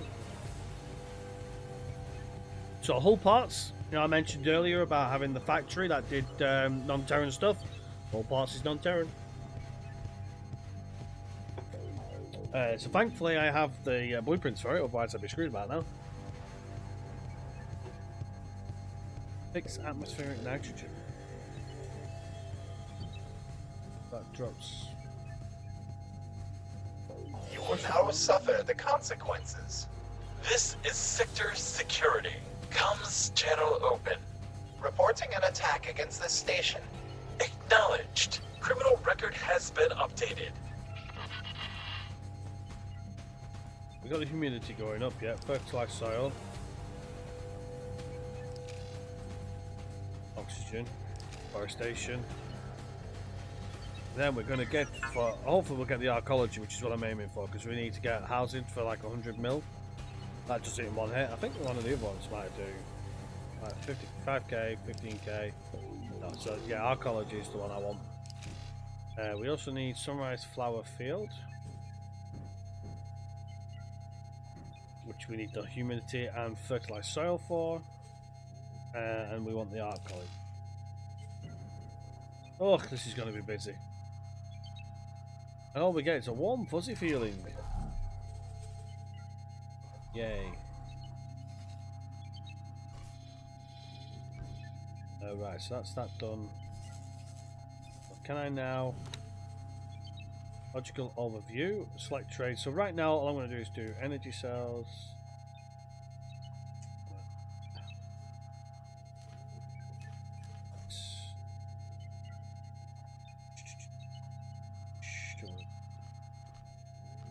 Supplies, methane.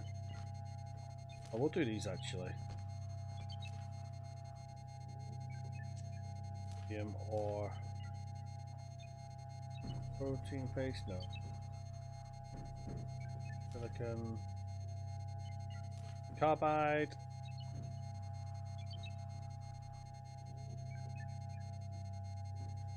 Iron MRE. I think that's going to do. Okay, so set it up. Trading stations are 10 times better. Now that they actually work. I hope you're all doing alright on the stream. As I say, thank you very much for joining us when we were over with Captain Collins, and for those of you who stayed on, really do appreciate it. Hopefully you're enjoying it. Feel free to grill me for any questions or anything like that if you so wish. And also remember to like, comment, and subscribe. I haven't already done so because I forgot to use the banner that somebody very kindly made me. You know what? I need to ask Captain Collins. Apparently I've been talking and it's not going through. There we go, that's a bit better. Right. What was I going to do now? Do this. This thing. I think it's that one. No, it's not that one.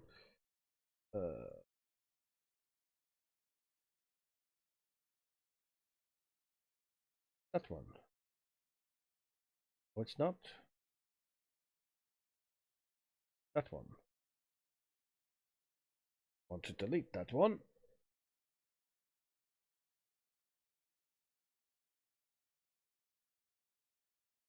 Oh, I know what it is. That one. What? Was it just...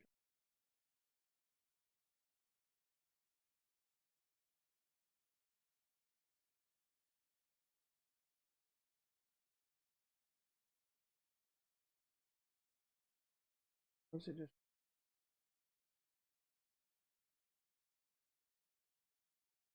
This? Wow. What the hell happened there? Well, that's weird. No.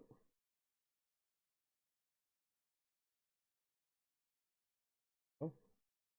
Really weird. Start my video now, it will be up soon. Excellent. Hey. I fixed.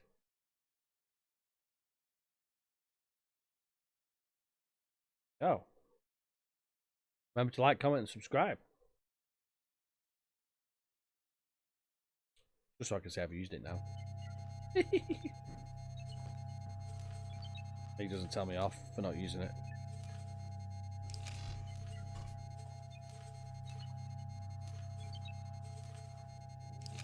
Right. I think once this is set up, I think we have a full supply route to every sector. But I didn't break anything.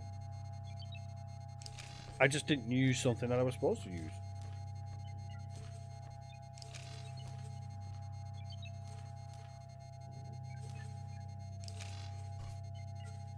How am I buying things? Oh yeah, because of the drones. Don't.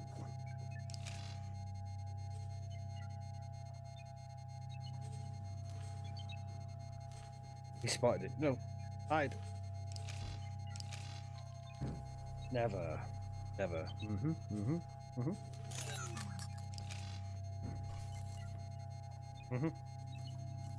You won't remind me that it took you, you know, all of the 5 minutes that I was making you rush to do it.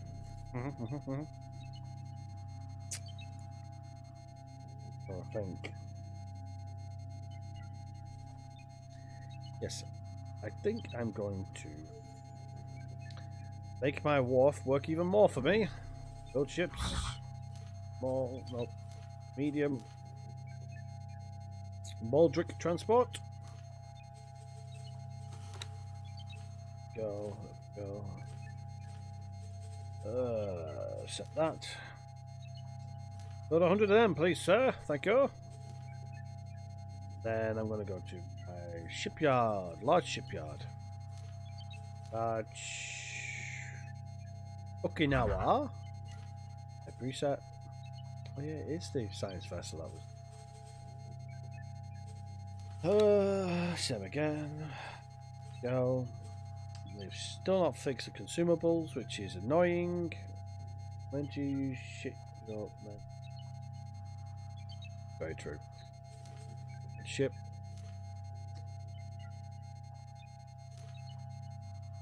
empty.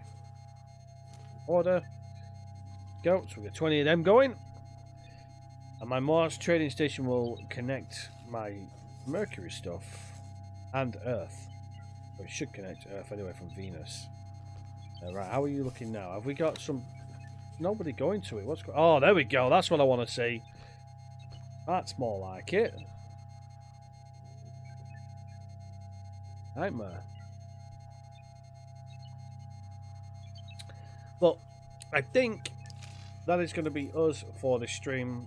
It's 10 o'clock now, and the next lot of stuff is pretty boring because I want to build them ships up and get ready for my next episode, which is going to be to complete the race that we've done. So I think we're going to call it there. Thank you very much, everybody, for joining us. I have really appreciated you all being here tonight. So if you haven't already done so, make sure you like, comment, and subscribe. Also, feel free to join us on our Discord, where you can pester me day and night for any assistance or to correct me on anything that I've got wrong on my X4 stuff. I don't mind at all. But yeah, no, I've really enjoyed you all joining us for the Captain Collins chat, and hopefully you have enjoyed it. Please feel free to give me some feedback. You know, if there's some things that we missed or didn't talk about and stuff like that, then definitely let us know in the comment section. As I say, if you haven't already done so, you just scroll up a little bit. Well, actually, it should still be on the screen. There is a link to my last video, which has the £50 giveaway. That's available to anybody who can obviously get Amazon vouchers. So please, enter it, and hopefully I'll have a chance of having a look at some of the stuff, which is awesome.